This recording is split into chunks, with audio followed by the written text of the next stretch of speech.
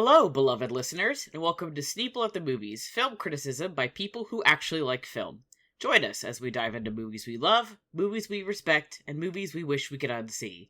From the kids recording under the long, dismal shadow of Reaganomics, it's Sneople at the Movies. I'm Matty. I'm Helena. And I'm Ezra. Woo! So we, as a group, are all going to go to hell on this episode, and hunt down Ronald Reagan. I hope you're all excited. Very exciting. What's up, gamers? We're gonna go to hell this episode. Ronald Reagan, I'm coming. I'm for allowed you, to make asshole. that joke because I stream video games. Oh, okay. I'm not allowed to make it? Can I make a no, supernatural joke instead? Yeah, no. I'm a part of the oppressed group, which is gamers who stream on Twitch, and therefore I can make jokes like that. But if you're not, then you can't.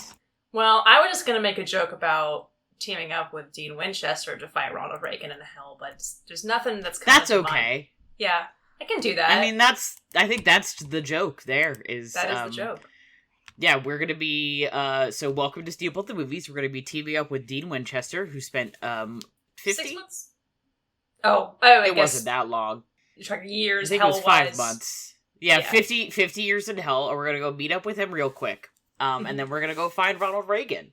I know this is a break from what we normally do on Sneople, where we talk about movies, but we're done. We're sick of it. This is We more can't of do an this action-packed So. turn that we're taking this week, I think. Hey, is this funny? Yeah, it's hilarious. Hey, is I'm this laughing a good so joke? hard.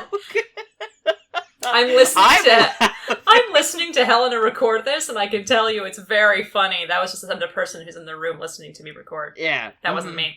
Yeah, let's ask Arwen. Arwen?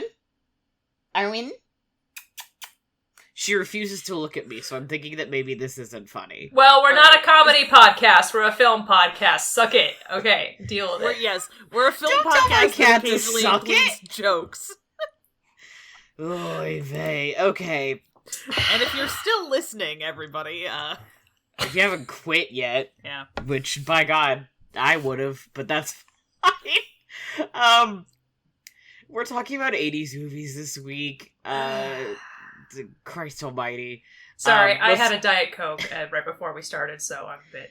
I'm still drinking coffee, but it's balancing out the fact that I'm very, very tired, so I'm at, like, a neutral state, even though I'm the one who started the joke, so maybe I'm not at a neutral state. No. I don't know, I drove like 700 miles last week, so... Yeah. Shit happens. I think none of us are in a neutral state. I think No. it's all upside down. It's alright, neutrality is overrated. That's right. Let's see what we sneep. Let's get going. let's get out. Get me out of here. Sorry. Get me out of here. Neutrality is overrated, says the kids who open their episode with, "We're gonna go to hell and hunt down Ronald Reagan." You could have fooled me. Anyway. It's a meme. If you haven't seen the meme, I'm sorry. I know that made no sense, but I swear to God, there's a meme about it. And if you look up, like, me in hell, where's Ronald Reagan, you'll see it.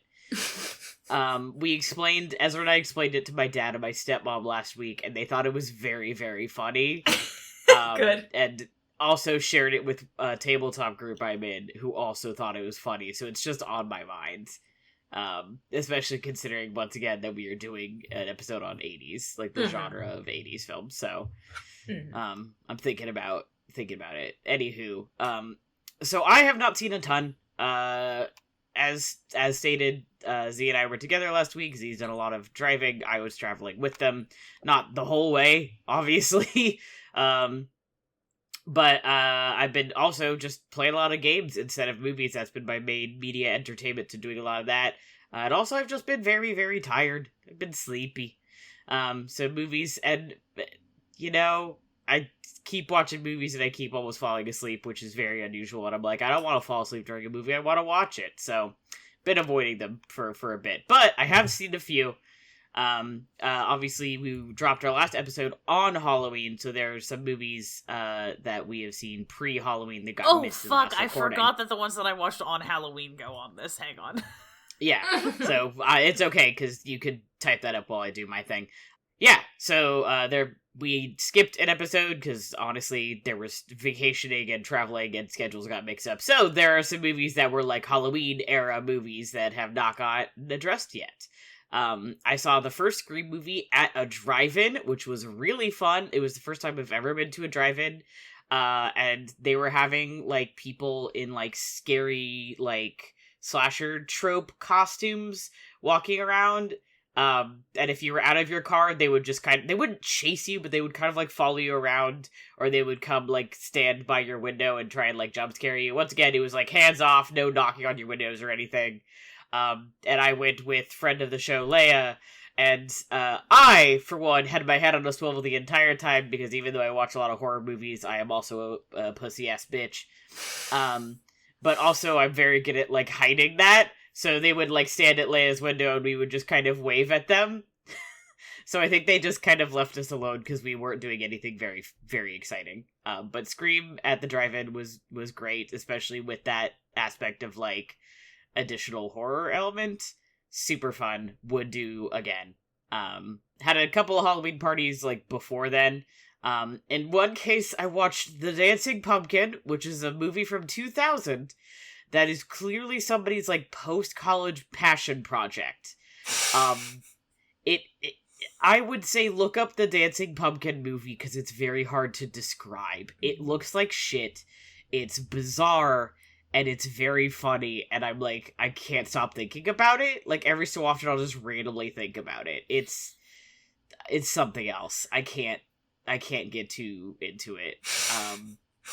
And then, actually, on Halloween, I did a double feature of Stay Alive from 2006, My Best Friend, who I've talked about many a times, which is If You Die in the Game, You Die for Real, and then Idle Hands from 1999.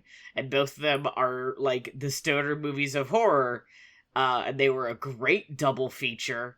Idle Hands is about what if your hand was possessed, but the rest of you wasn't, which is an incredible concept. Yes, known issue, hand possession. And the main characters are literally stoners, that, like, the guy wears an inhaler around his neck, but it's actually a pipe. And it's his way of hiding that he carries a pipe with him constantly, and it was incredible. Highly recommended. I love movies. Helen and I watched Revenge of the Sith, which... What's up? You could kind of imagine how that went. Great. Yeah, get prepared for when we inevitably do, like we did with Van Helsing, all three of us together watch Revenge of the Sith and record a commentary track. A nightmare. Sorry, Ezra, in advance. Why do you think that I'm gonna be any better? I mean, but you may recall specifically when I, many years ago, ragged on Helena for, like, several minutes about whether or not Anakin Skywalker wants to fuck robots. Oh, fuck, I forgot about that. Yeah, no. How did you forget? I just forgot that we recorded that we were recording commentary, that's what we were doing. I mean, we weren't. I mean, we weren't just purposefully doing it, but I was recording it. Yeah. Right. Because we were talking about why does C-3PO have such a fat ass? And you were like, well, because Anakin built him that way. And then I just got in on you about, like, what, because he wants to fuck robots? Are you saying he wants to fuck robots? 5 years now, at least. Was I right or was I right? I mean, probably. I was right. I mean, he is a robot. Voice of a generation. Answering my own question. Yeah, anyway, so I think that is, we shouldn't do that until our anniversary, which is in February. Like, do it for something special, but also, like, God, I want to do that episode, like, immediately. I want to do it right now. Stop recording this and put Ronald Reagan on hold. Fuck this episode! Yeah. No. I think we should do that for our anniversary. Because that'll be our, like, oh my God. Not that long. That'll be our 5-year anniversary. It'll be 5 years. So I think that's an appropriate time to do it. So get ready! Let's see if I remember that's what I said I was going to do. Anyway, and then I watched Resident Evil Vendetta with Ezra, which I've mentioned a couple times. It's one of the Resident Evil animated movies, because I have hooked Ezra into my Resident Evil craze. Ha ha ha, got him. Also, Matt Mercer is there, so that was not really that hard to convince it Ezra took to very watch little with me. hooking.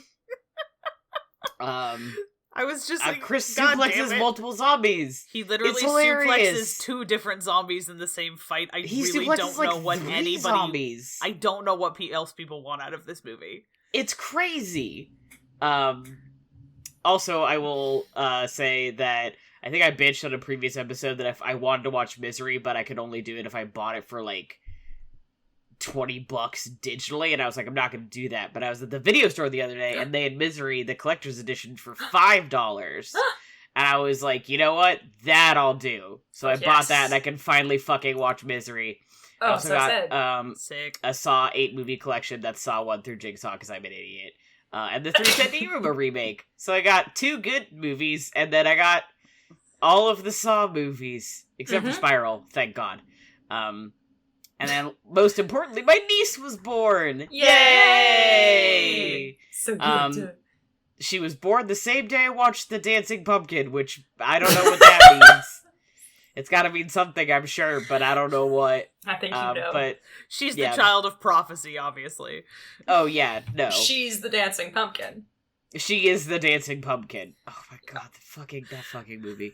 Anyway, so I finally got to see her a couple days ago. She's so cute. She's so little. I love babies. She's just the best. That's been my life is just thinking about my niece for the most part, and then watching some really dumb shit. Yeah, as is your God-given right. All right. Enough about me though. Let's move on. Who's next? I mean, like, in the list, you, but I'll go. I don't care. Do you want to? Yeah, sure. Yeah. I also have not been watching a ton of stuff, as Matty just stated. Checks Notes I drove like 700 miles last week, which was worth it, but also my eyeballs are like still tired. Let's see. This was the very first Halloween that I've ever actually gotten to hand out candy, which was a huge novelty and very fun. My roommate was actually even more excited about it than I was, which was lovely. So that rocks. And we ended up watching a double feature of Disney Channel original classic Halloween Town, which, you know what, is still very fun, and unfortunately, the guy who plays Calabar is really hot.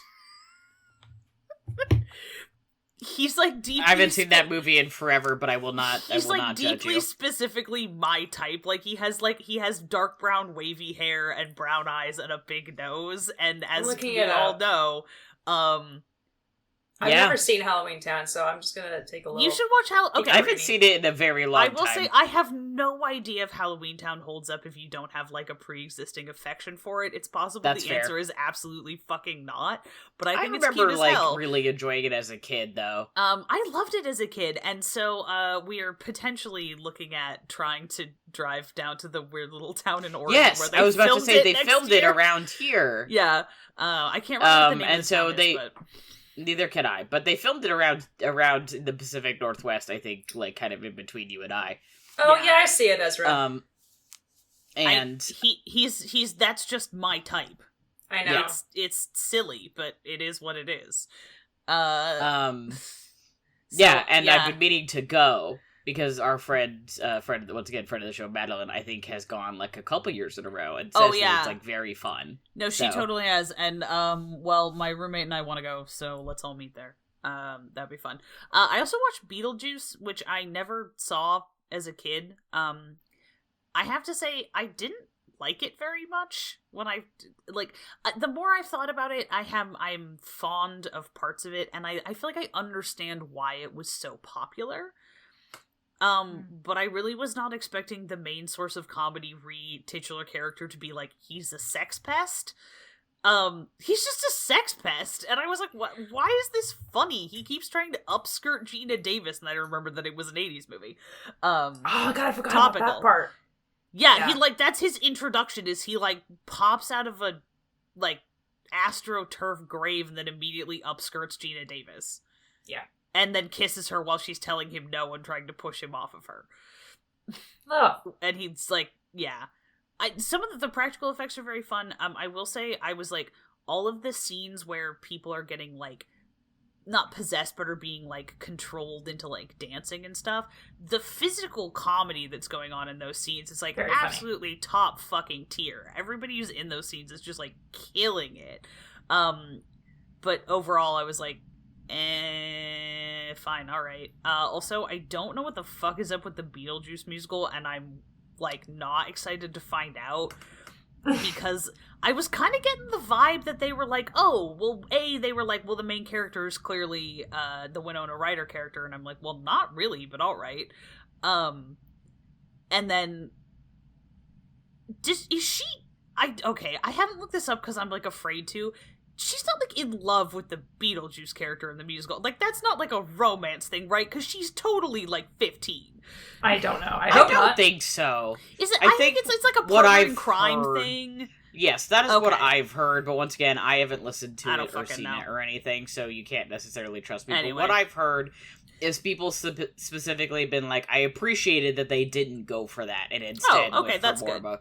So... All right. Yeah, but, you know, it's...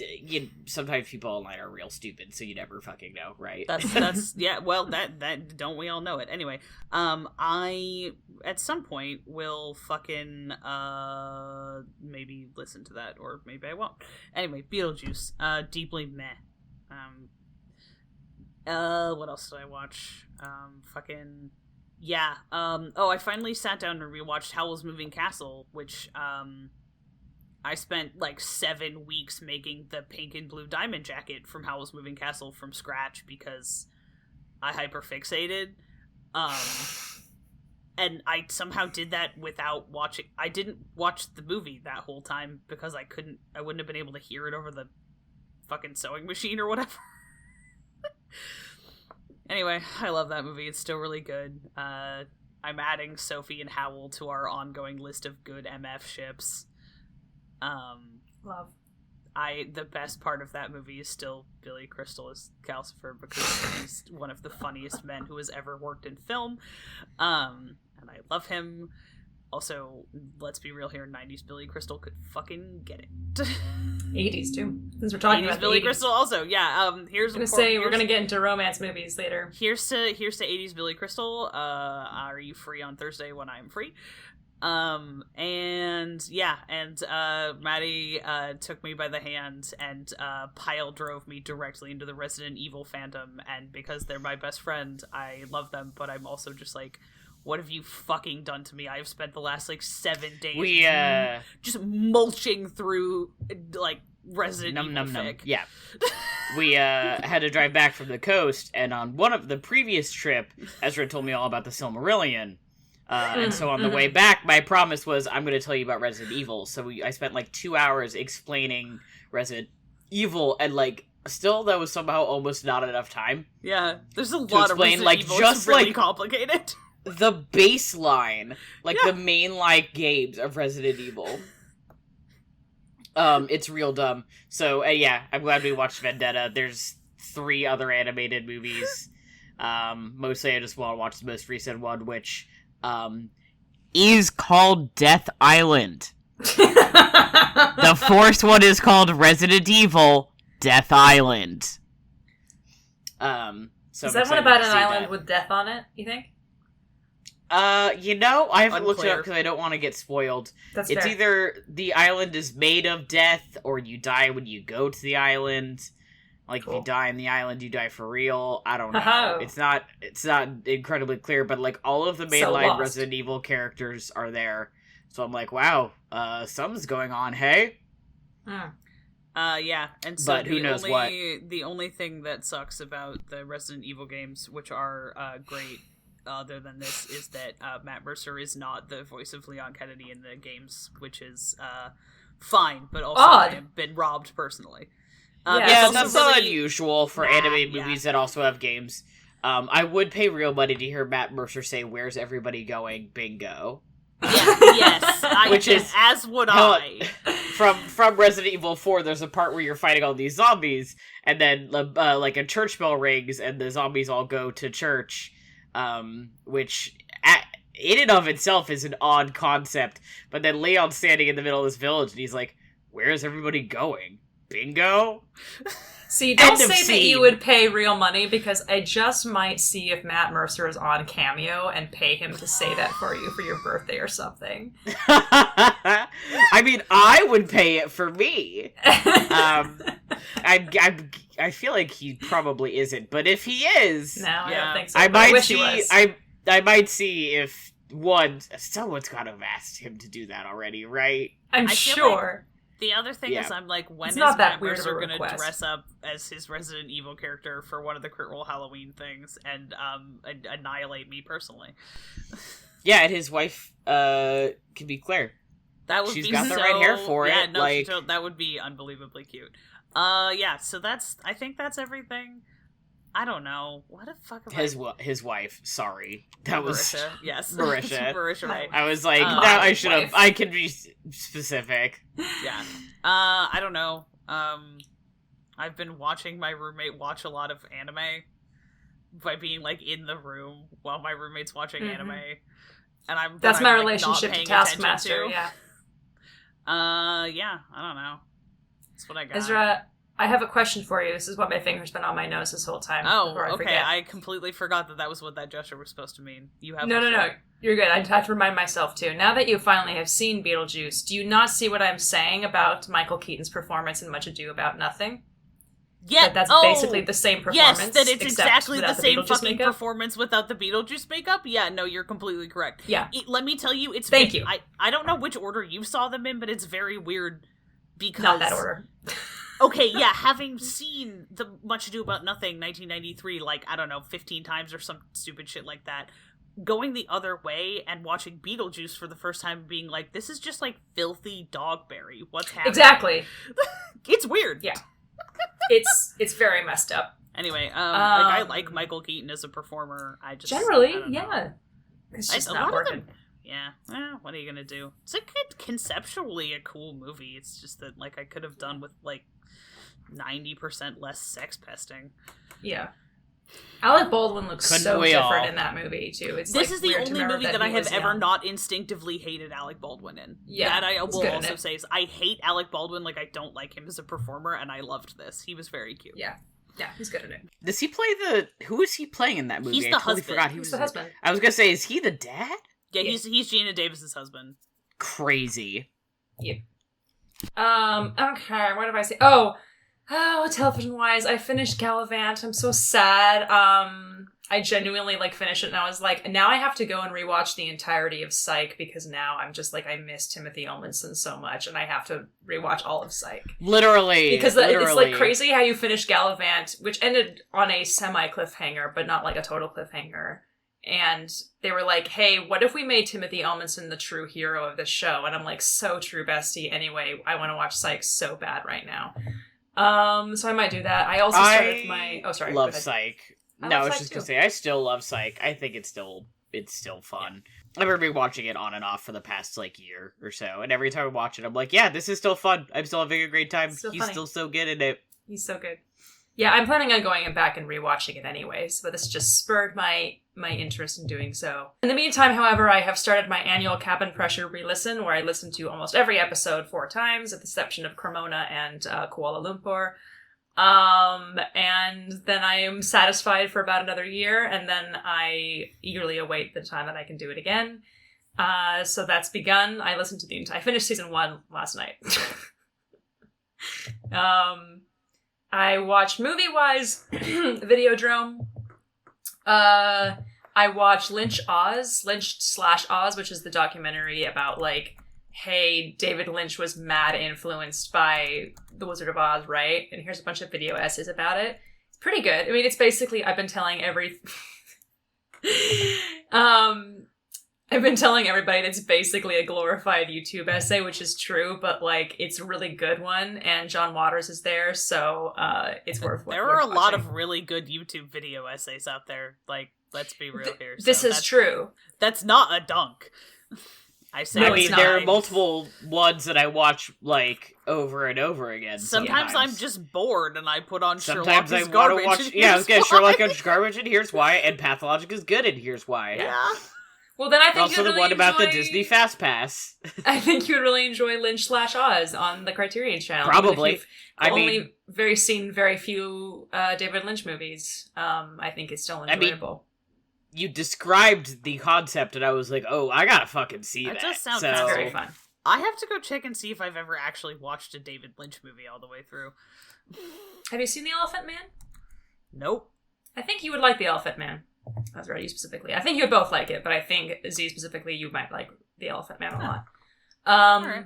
Put it on The my Exorcist 3 is also one that I have seen, with, George C. Scott, Brad Dourif, your friend and mine, Brad Dourif. It's actually pretty good. I still keep forgetting that I want to do an episode about, like, endless sequels of movies that didn't need to have a sequel. Even if, in this case, 3 is good. It's just, you said The Exorcist 3, and I was just like, Why? oh my god, right? Fucking god. It helps that this one isn't I've really never seen a about- David Lynch movie all the way through. Like, I've never actually watched a David Lynch movie. Well, I can help you with that if you want. I mean, I just, like, went and checked, and I was like, huh, funny. Yeah, I definitely have certain ones on DVD and also other recommendations. I should own The Elephant Man, but I don't. Anyway, Lynch is still good. What was I saying? Oh, The Exorcist 3. Yeah, I mean, Exorcist 3 is good. It helps that it's not about Reagan. Like, I think the second one is more about Reagan, and then this one's more about Karras, which is, like, who is more of the tragic hero of the first one. So it's about him and sort of his friends, really. But they didn't quite scratch my itch for The Exorcist, so on actual Halloween, we did... yeah, there's a character called Reagan Ezra, not Ronald Reagan. Sorry. I was like, oh. Reagan McNeil. Yeah. I'll stop. Sorry for the confusion. On actual Halloween, I did rewatch The Exorcist, and that was really good. I kind of almost cried a little bit at the end because I got really emotional. Matty, you have your finger on your nose. What do you want to say? First of all, last time I watched The Exorcist, I did cry a whole bunch, as we talked about. The point where he holds his friend's hand and starts reading him his last rites as he's dying. Yeah! Like my status if you cry every time. Yeah, Two, it was just emotional. Went to Powell's, and one of the Powell's has zines, which is real dope. Very into that. And I got Helen and I both, a copy of an Exorcist zine where they like discuss it, and I haven't read it yet, but it's like essays about The Exorcist. Very excited. 3. Me too. You are not a gamer, Helena. No. But there is a video game that I would very much like to either find a Let's Play for you or, like, have you watch me play it or something that is very, like, inspired by The Exorcist and is also very, like, early video games, like, pixelated, that I just had this flash moment of, like, oh, I think that you would enjoy, even if, like, even though you don't need to play it, you can just watch me play it or something. It's called Faith. Faith. And it is all about being an exorcist and also the, like, the struggles of, like, specifically faith and exorcism and, like, how do I save people? Like, is what I'm doing saving people or not? And also, it's fucked up and scary. And it was made by one dude, mostly using his mouse, and he was drawing these fucking cutscenes with his mouse. Until he got to the third game when he did a Kickstarter, people were like, yeah, man, we'll give you money so you don't have to draw these fucking cutscenes with your mouse. And he was like, oh, thanks, guys. Very good. I'll play it for you sometime. Please that was do. just the thought of like, oh, yes, we have to do this. It's one of my favorites. Like, I like watching time. people play video games, especially when they're spooky. I get really emotionally invested. Yes, it's spooky, and also I think is like... It's really interesting, and because you like The Exorcist a lot, I think you'll like this. So, that was my thought there. Let's put a pin in that as something that we might do when I'm home for the holidays. Love The Exorcist and things inspired by The Exorcist. On a less good note, we also watched the movie Haunt, which was made a couple of years ago, that I think one of my roommates saw online. That's like a slasher. They go to a haunted house and then they start dying, that kind of thing, standard specs. There are a couple of kills that are pretty gnarly, but overall I was kind of underwhelmed. And the ending was just like, what the fuck is the point of this? But we also did watch Talk to Me, which came out this year, which is the one with the hand that's the embalmed hand that people like hold it and they see dead people and they get possessed. That was pretty good. Just like Idle Hands, yeah. Just like Idle Hands. I was specifically thinking while you were talking about Idle Hands, I was like, wow, just like talk to me. Double feature. As previously mentioned, I watched Revenge of the Sith with Matty on the phone. That was pretty chaotic, but a good time. I can't remember what part of the movie this is. I think this is like right around the time when all of this... Oh, no.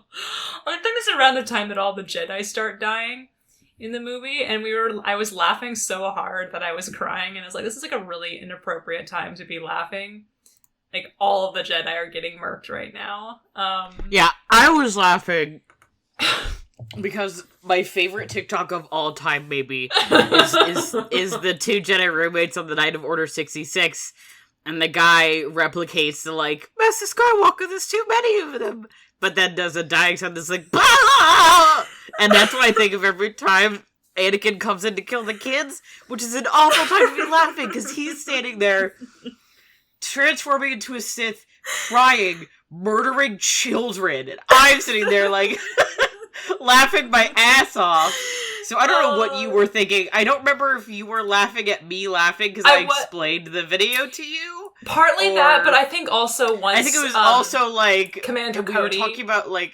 It's the Commander Cody line. Commander Cody! When he says Commander Cody, we were just, like, fucking riffing on Commander Cody, and then all of them are just dying. Yeah, like, Commander Order Cody. 420. Execute Order 420, blaze it. You know, just being terrible people. Because we're assholes. We're assholes. My poor roommates having to listen to me do Emperor Palpatine and Yoda impressions, like, in the open air.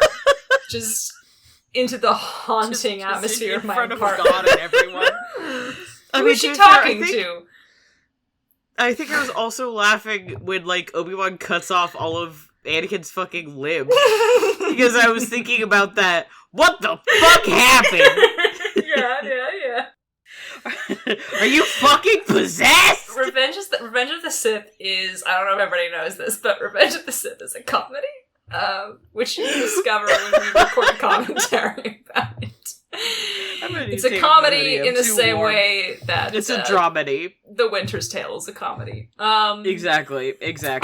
We kept sending each other Star Wars memes, which didn't help. No, it didn't help. Oh my god, it was a nightmare. It's like at all times, if there's only two Sneople, things get out of hand, which is why we need all three of us, because at least one of us has the brain cell, but it's always the one who isn't there. It's a law of the universe, frankly. Well, I don't know, that's not true. Ezra and I were fine when we were just like, no, never mind, because I spent 2 hours explaining Resident Evil lore to you. I take it back. Yeah.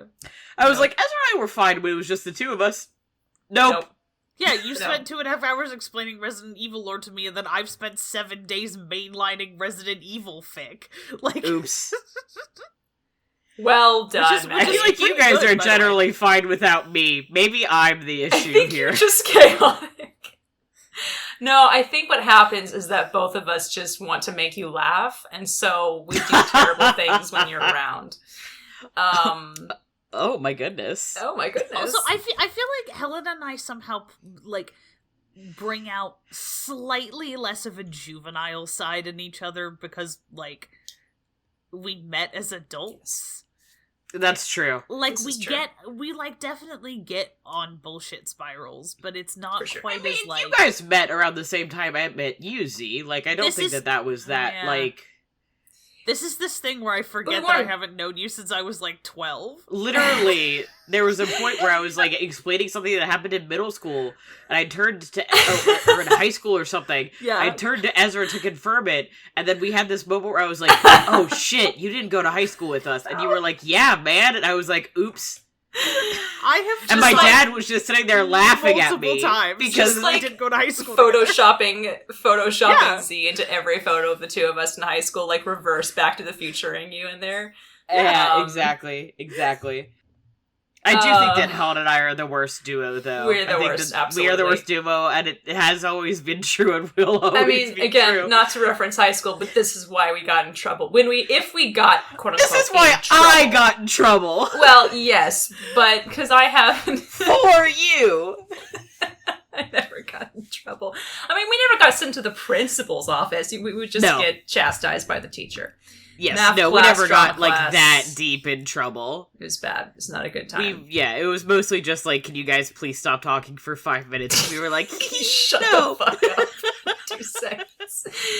Anyway. Can you guys stop writing your screenplays in the middle of math class? And it's no, we're gonna keep writing fucking screenplays for television shows in math class. And talking about Merlin. My God. Talking about Merlin. This is why in the Sneople document, there are these 2 skeletons in the dancing pumpkin who are, first of all, Irish, which I found hilarious because nobody else is. Everybody else is American, but no, these guys are Irish, and they're former wrestlers.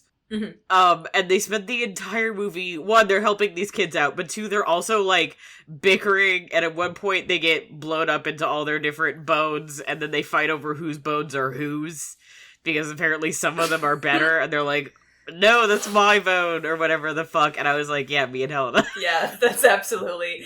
Where somehow those skeletons, and also Rob Reiner and Albert Brooks, Rob Reiner rescuing Albert Brooks after he fucking crushed it at a party for being too funny, and help me, Rob Reiner, I have to get my keys and I can't go back in there after crushing it. I can't go back in there. You have to bring...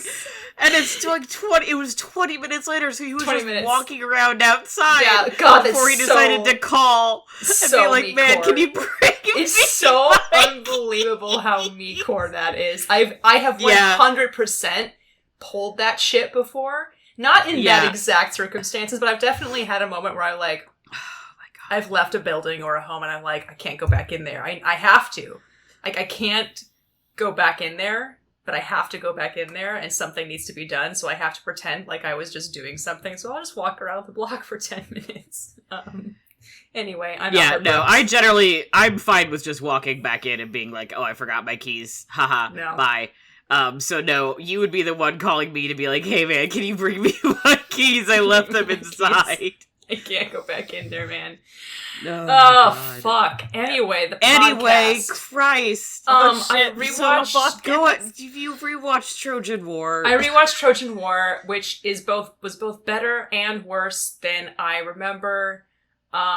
Somehow, I realized while watching it that the girl that Will Friedle is trying to get with in that movie is the deputy in Scream 4 and 5, which I, of course, never knew because when I saw Trojan War, I hadn't seen any of the Scream sequels. Yeah, and I was like, I recognize her from somewhere. I wonder what she's been in that I've seen. If she's that character. And I was like, oh, okay. What a twist. It's still a crazy ass movie and just very weird with a bunch of random character actors from the 90s. Danny Trejo is in it at one point for 5 seconds, which I totally forgot about. Yeah, Jennifer Love Hewitt, obviously, it's crazy. All these women are just throwing themselves at Will Friedle's feet, and you're like, I mean, I kind of get it, but that's me watching it, so. I watched all of the new Wes Anderson shorts that are on Netflix that are all based on Roald Dahl short stories, which are The Wonderful Story of Henry Sugar, The Ratcatcher, Poison, and The Swan. I really enjoyed them, but they seem catered specifically to me. So that's just me. There's I want to say 5 actors total in all of them. I think Ray Fiennes, Dev Patel, Rupert Friend, Richard Ayoade, and Ben Kingsley. And I would recommend watching Wonderful Story of Henry Sugar first to people wanting to see if they'd be into it, because they're basically reciting the entire story and they're speaking it really fast in a very Wes Anderson-y kind of way, but also a new, different, short story adaptation way, and I think it's extremely funny. And Dev Patel and Benedict Cumberbatch is also in it. I forgot about that. Dev Patel in particular is just fucking killing it, and he's extremely good and extremely hot in it. So I highly recommend people who like Dev Patel to watch it. And specifically the Henry Sugar one and Poison. Although Rupert Friend is also killing it in The Swan too. I rewatched The Adventures of Tintin when I was making dinner over a few nights. Very fun. I rewatched Anastasia. The question now is not a matter of if, but when am I going to be Dimitri for Halloween? And who is going to help me put this costume together? I guess it has to be... I mean, You can probably just go to Goodwill, man. I should just go to Goodwill. I should just go to a thrift store. You could get, like, a lot of the... Like, you just need a shirt and a vest. Like, that kind of iconic shirt and vest for the most part. I need a shirt and the vest. I need the pants. Which are just slacks. Easy, yeah. Slacks are easy. I just need to figure out how to get my hair like that from my hairdresser, and we're set. And I can be Dimitri. Yeah. And I just need somebody to be Vlad for me. Either Vlad or Anastasia, yeah. Or Anastasia, either one. And then I'm set. The movie's kind of a banger. It's a shame about the stuff that doesn't work at all. That's in it. I saw a movie called The Lusty Men, which is a Nicholas Ray film from the 1950s with Robert Mitchum and Arthur Kennedy and Susan Hayward. Robert Mitchum is he's a rodeo rider who gets injured during a particular set, so he's like wandering around and he runs into this couple. One of the guy and the husband wants to be a rodeo guy, so he like trains with the husband to help him do this. Meanwhile, the wife is like, I don't want him doing this, and I hate that you're doing this, but you know, I won't try and prevent him, yada yada yada. Meanwhile, Robert Mitchum is falling in love with the wife. It's incredible and one of the best things I've ever seen. Robert Mitchum, I cannot overstate how fucking hot Robert Mitchum is in this movie. So if you are a Robert Mitchum fan, I highly recommend watching it because holy shit. It's incredible. Arthur Kennedy, for those of you who don't know, Ezra, this is for you. He's the photographer in Lawrence of Arabia. Oh, okay. So I was like, who's this gay boy? And I was like, Hello. oh right, he's that gay boy from Lawrence of Arabia. I'm listening. So yeah, Nicholas Ray somehow made a heterosexual romance that's still incredibly homosexual. You know, I gotta love it for him. Rebel without a cause sort of situation going on. I also watched the Me and my wife saw you from across the rodeo and liked your vibe. It is literally that. Or disliked your vibe, but still I'm inexplicably drawn to it, no matter, despite everything. Hated your vibe, but like, would still be down. But saw your ass in those jeans. Yeah. Hated your vibe, but saw your ass in those jeans. The Lady Eve, I also saw. The Lusty Men and Lady Eve are part of my Decades project, which is continuing. The Lady Eve is an incredible screwball comedy with Barbara Stanwyck and Henry Fonda. It is my ideal romance, my ideal dynamic. I want to meet my future spouse this way. No other way but this. I want Barbara Stanwyck to con me on a boat and then con me again off of a boat and then con me again on a boat. That's how I want my life to go. Anything else is fucking pointless. I also watched Pickpocket, which is my first Robert Bresson film. And I rewatched Contact today because I have it after getting it at, I think, Music Millennium when I was there. And I cried a lot because Jodie Foster in that movie. I cried watching that movie. And I'm still begging everyone, somebody, please, anybody, to watch the Perry Mason reboot, please, with me, because I'm fucking dying out here. It's so fucking good. And I know it's canceled now, but, like, I still think that my heart can save and revive it somehow. Justin Kurt showed up on the last episode that I watched, and I literally fell out of my chair. It's fine. And that's it. That's all I've seen. That's it. 30 minutes later. 45 minutes into recording. By God, we got there. We're fine. God, we're trying. We're trying. Everybody knows how it is. Our episodes used to be like 2 hours long. They used to be. And hopefully they won't be again. So, the 80s. My God. A lot going on. A lot of movies coming out. I think before we get into, like, more of the specifics, because, wow! Even just going through, like, movies I've seen since I started my Letterboxd, which was, like, mid-2020, I was pulling out, like, hits left and right. I was just like, and this was great, and this was great, and it was incredible. I'd like to talk a little bit more about, like, the why, or, like, what kind of not necessarily the why, but, like, the vibe of what was going on in the 80s, which maybe then was influencing, like, the movies that were coming out. Here's a fun fact to everybody that you would know, if you'd been paying attention. None of us were alive in the 80s. Big spoiler, none of us were alive yet. So, none of us, like, remember the 80s. We were all born, like, early enough in the 90s to have that weird kind of, like, every decade has kind of the crossover at the end and the beginning, so we got kind of, like, the after effect of the 80s. But, I think this is Ezra that says I was born 2 years, roughly, after the fall of the Berlin Wall. Yeah. So, Berlin like, we Wall were... came down 1989, I'm a 1991 baby. Right. My brother was born in 84 on October 3rd. So, like, he was 5, almost exactly, when the Berlin Wall came down.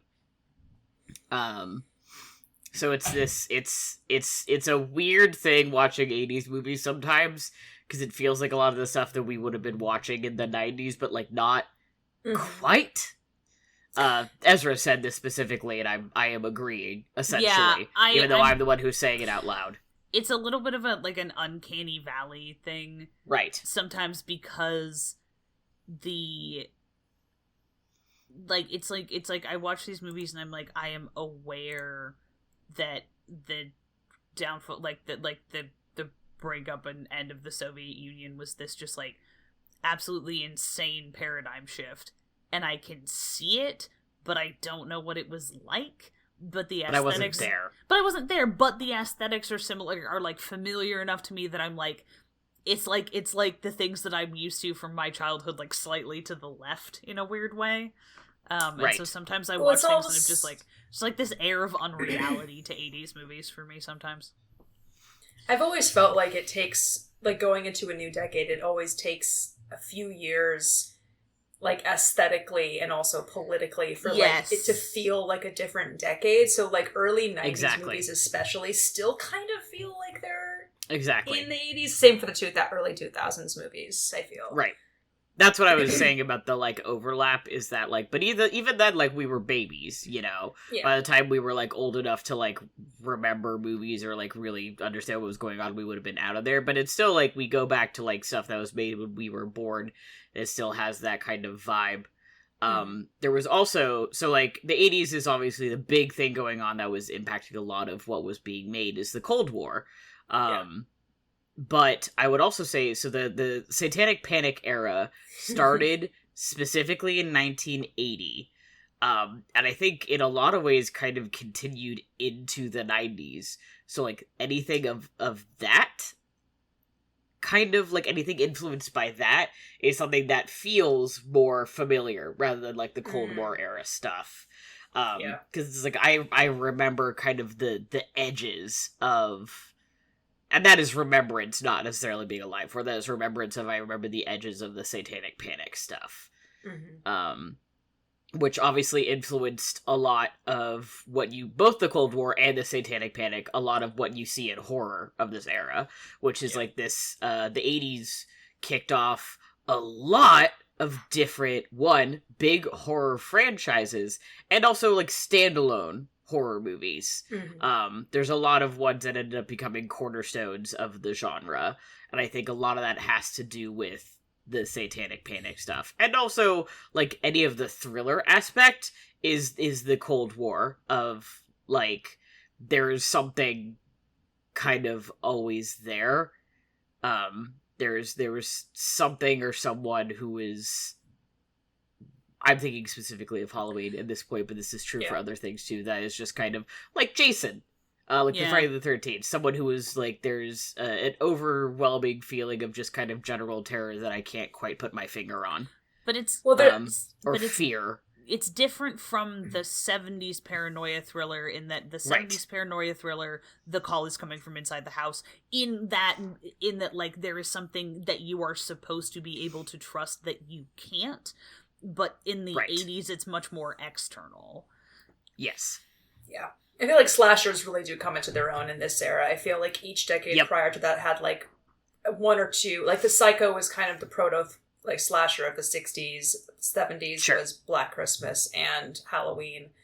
80s, it's like, they're just all over. And then you start really... the first Friday the 13th came out in 1980. which has a little bit of the calls coming from inside the house because, spoilers for the first Friday the 13th movie, the killer ends up being a character who's been hanging out throughout the whole movie, and then there's a twist, and the twist is that, like, she's the one been killing the people this whole time. So it is kind of the, like, unexpected, like, oh fuck, it was her this whole time. And then the other ones end up being Jason, where it turns into the more, like, traditional slasher. And then you also have Nightmare on Elm Street. You have the beginning, you have Hellraiser. You have, The Thing. I don't know if I would include The Fog in this group of things, but, like, it's not part of a group of this, because The Fog is, like, there's living beings, but it's also just kind of, like, The Fog. Prince of Darkness is included in this, though, I would say, in terms of, there's, like, an actual thing. Pumpkinhead, which is dumb, but it's a movie I saw in the past couple years, and it is, like, a slasher. Fright Night, which we talked about last time. All of those, and, like, the zombie movies of that era. Evil Dead 1 and 2. The huge list of, I would say, I mean, like, Pumpkinhead and The Fog didn't go on to become, like, notable cornerstones of horror, but a lot of the other things I just listed did. And it's all influenced, I think, by, like, Cold War, and also, for some of that, like, Evil Dead, I would say specifically, like, the Satanic Panic stuff. Mm-hmm. And Hellraiser, I think, is also part of that, too. Yeah. And Prince of Darkness. There's a few of them that fall into that category. There's a really interesting mix of, like, I don't know of a better word to describe it at this time except for goopy horror, but more like body horror stuff, like the Brian Usna films, From Beyond, Reanimator, Society, all that stuff. The Fly. The Fly, David Cronenberg's earliest stuff, is all in this decade after, like, Scanners. I mean, he has a couple movies in the late 70s, but he really starts in earnest in this decade, right? Right. And Return of the Living Dead, obviously. Demons, which is just a nasty, nasty little movie that I love. And then also you get, like, a lot of art house horror movies that are more, like, sexy, like all of the genre movies of this decade, but, like, The Living Dead Girl, but also The Hunger, the vampire movie The Hunger with David Bowie and Catherine Deneuve and Susan Sarandon, and, like, I mean, even, like, The Shining is technically kind of that borderline of, it's art housey horror. It's a horror thriller. Yeah. Yeah, there's less of the, like, obvious, like, goopy. It's more about the tension. But it's adapted from a novel by from a popular horror novelist. But made by a very, not art house, but, like, very, I don't know, exacting, not necessarily. Stanley Kubrick was not everybody's, like, ideal of, like, a popular film director. No, fuck that guy. Spielberg. No, he's all right. But yeah, it's, like, a really interesting mix. And obviously, like, Lair of the White Worm, as we mentioned. Reanimator, right? Reanimator is what I meant to say. I think Bride of Reanimator came out in 1990. Yeah, exactly 1990. Yeah, I was checking when Misery was made, and that's also 1990. So that's in that overlap era. This is where we're starting to see a lot of those, like, really gross, like, how far can we push practical effects in the wake of, I would say, probably Alien. American Werewolf in London is also in this era, too, in that respect. Yep. And there's a lot of thoughts that I have about this decade that's, like, I don't know, I was thinking about Nightmare on Elm Street and how, like, Freddy is ostensibly the villain of that movie, but there's a lot in that movie about, like, not being able to trust your parents and the dissolution of trust between parent and child and the sort of breakdown of the family unit, while culturally there's this pressure that's from, like, neoconservative groups in the 80s starting to happen to keep the family unit together. But it's that kind of steady breakdown that's been happening since the 1960s of, like, trust between powers, both, like, government powers, but also domestic.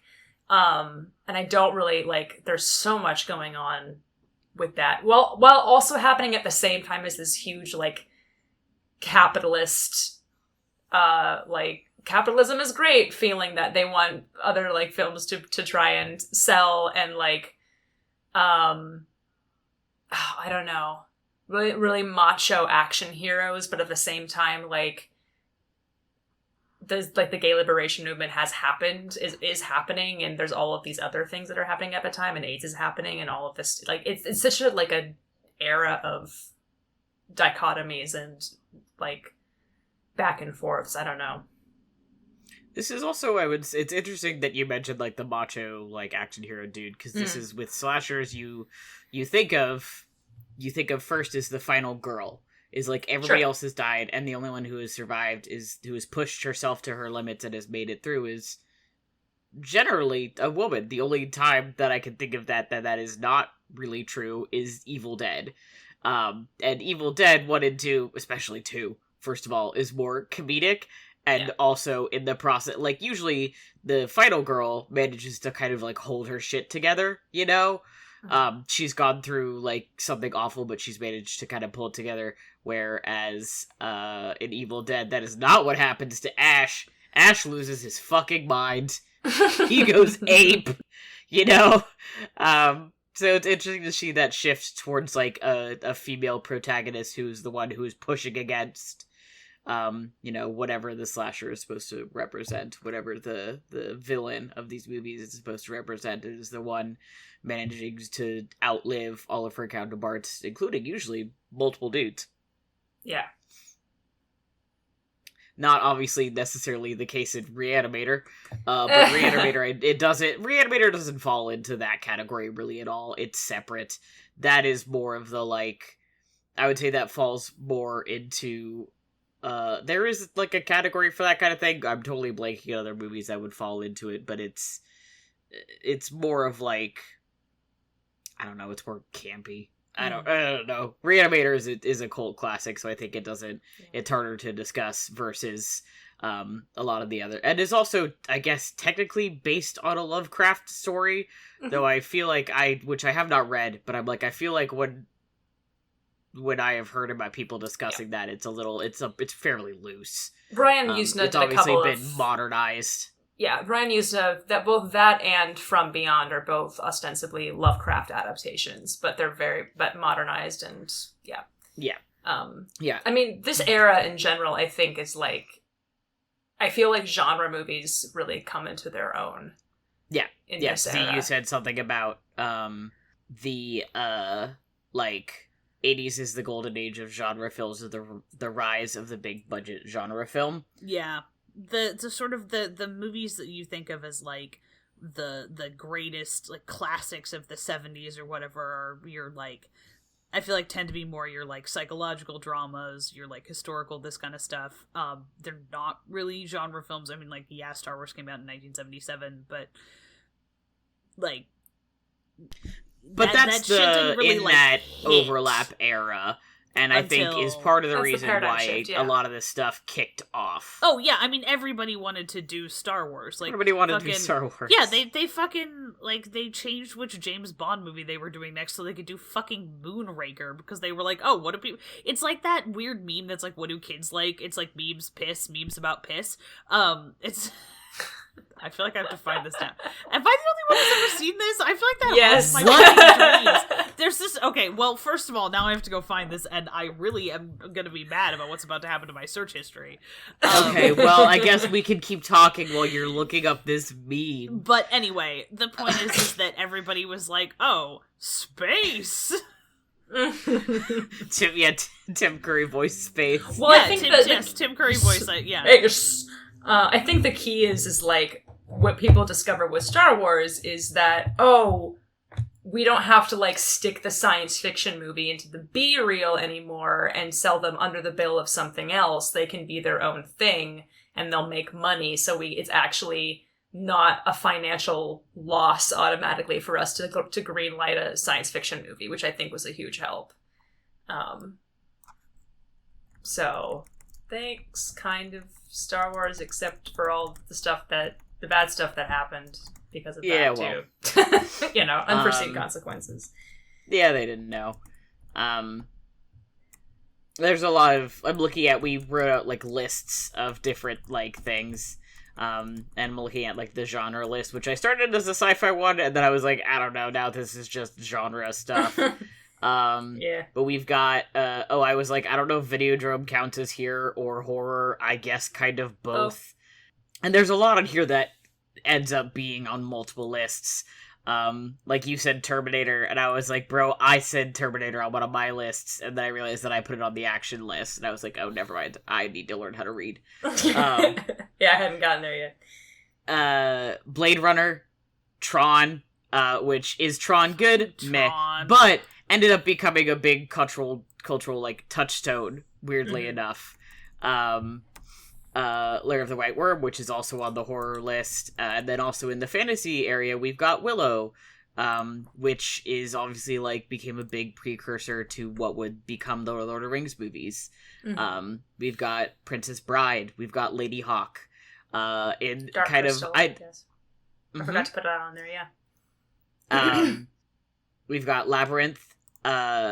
Once again, I don't really know exactly what list this goes on, but I put it here because it's kind of sci-fi-y. But Bill and Ted, the first Bill and Ted is here. You put on RoboCop, which I still haven't seen, which is a Great shame. movie. We've got RoboCop, we've got Predator, we've got War Games, we have The Abyss, we have like a huge amount of things that would go on to make really long series. Looking at you, Predator, and also Terminator, and also Aliens is on this list. It's like James Cameron's like, hello, this is my decade. Yeah, num num num, make all that money. Nom. And Blade Runner and Tron also both making sequels later, but like weirdly made sequels like years and years and years afterwards, which is interesting. Yeah. That they decided to kind of hold on to that for a while, and then we're like, hey, you have nostalgia for these movies, yeah? Guess what? Sequel! Well, when was the Tron remake? Was that almost exactly 30 years later? That was like late 2000s, right? Late 2010s? Yeah. I think we were like, that would have been in the 2010s. Yeah, I think. I never saw it, but... Me neither. Yeah. Well, like I haven't seen the original Tron still, so I have no. Yeah, the original Tron is fun. I have fun whenever I watch it. Once again, I don't necessarily think it's good, but it's fun. The second one just kind of looks like this is a YA movie for sure, because it was made in that era of like YA action movies, you know. God, I'm so glad that we're like Twilight era, and I'm like, I don't need to see that. I'm Thank so you. glad that we seem to have escaped that. Olivia Wilde, I know, is in that movie for sure, because this must have been after she was on House, because I recognized her, and I was like, oh, that's that actress from the show House MD. I'm looking it up too. Tron Legacy, 2010. Who's the kid in that? Garrett Hedlund. That's right. Yeah, I was like, who's my boy? It's Garrett Hedlund. Michael Sheen is there. Jeff Bridges is there, obviously, because he was in the original Tron. Just thinking about that joke that Jeff Bridges made at a recent roundtable where he somehow was talking about like video games, and he's like, I got trapped in a video game once, and like nobody got it. And I was like, if I had been there, King, I would have laughed at your joke. Anyway. Bro, he was in Tron. They had a Tron level in Kingdom Hearts. Get it together. This is embarrassing. It was so sad. I was like, he didn't care, because he was just like, mid-conversation, he's like, I have to make this joke. I'm not going to have any other opportunity to make this joke. And then that's fair. There. I do that too. Yeah, and then for action, we have. I was like, "There's another great series of actions." You have a list of directors that I want to get into, but I think that's going to spiral off into more discussion. So I just want to cover action. Well, and yeah, go to the action. I have to ask you guys about War Games too before we get into directors as well. I have not seen it. I will. That was my question. Off the dome. I haven't either. We should watch that together, because I own it on Blu-ray, and I latched onto it when I was a teenager because Matthew Broderick was in it, and I was like briefly into Matthew Broderick movies because of Ferris Bueller's Day Off. It's the most Cold War like kids movie I can possibly imagine. It is quite a bit of fun. I really do like it. But yeah, War Games is crazy. This is a weird jump, I think. Is Ferris Bueller 80s or 90s? 86, yeah. Okay, that's what Yeah. I thought. I was like, that movie just feels so 80s to It's me. so 80s. Oh god, yeah. Let's see. So for action, I listed Mad Max 2 and Beyond Thunderdome. Escape from New York is on here, so this is another Carpenter movie, which is the reason why Solid Snake from Metal Gear looks like the way he does. Once again, this is where I put the first Terminator. And also, I put Lost Boys here over horror because I wasn't sure if it was really a horror movie. I was like, it's like, is it scary? I'm not sure. But also, I'm not always a very good judge for these kinds of things. So you put it in horror and I put it in action. I did. Also, Die Hard came out this Die Hard, year. yeah. So this is another, like, movies that continued to make a million sequels. Hey, do you know who's, like, really hot in Die Hard? Alan Rickman, the late Yes. great Alan Rickman. Correct. I was gonna say Alan Rickman. Is that what we're going for here? Okay. Correct. I have a weird Answer. confession for you. It's called I've never actually seen Die Hard all the way through. That's fine. I've That's seen valid. it cut up for television, and I think it's. I mean, I obviously watch it every year. While good I'm one. wrapping Christmas gifts, I think it's fun, but Yeah. I don't And think Alan it's Rickman like.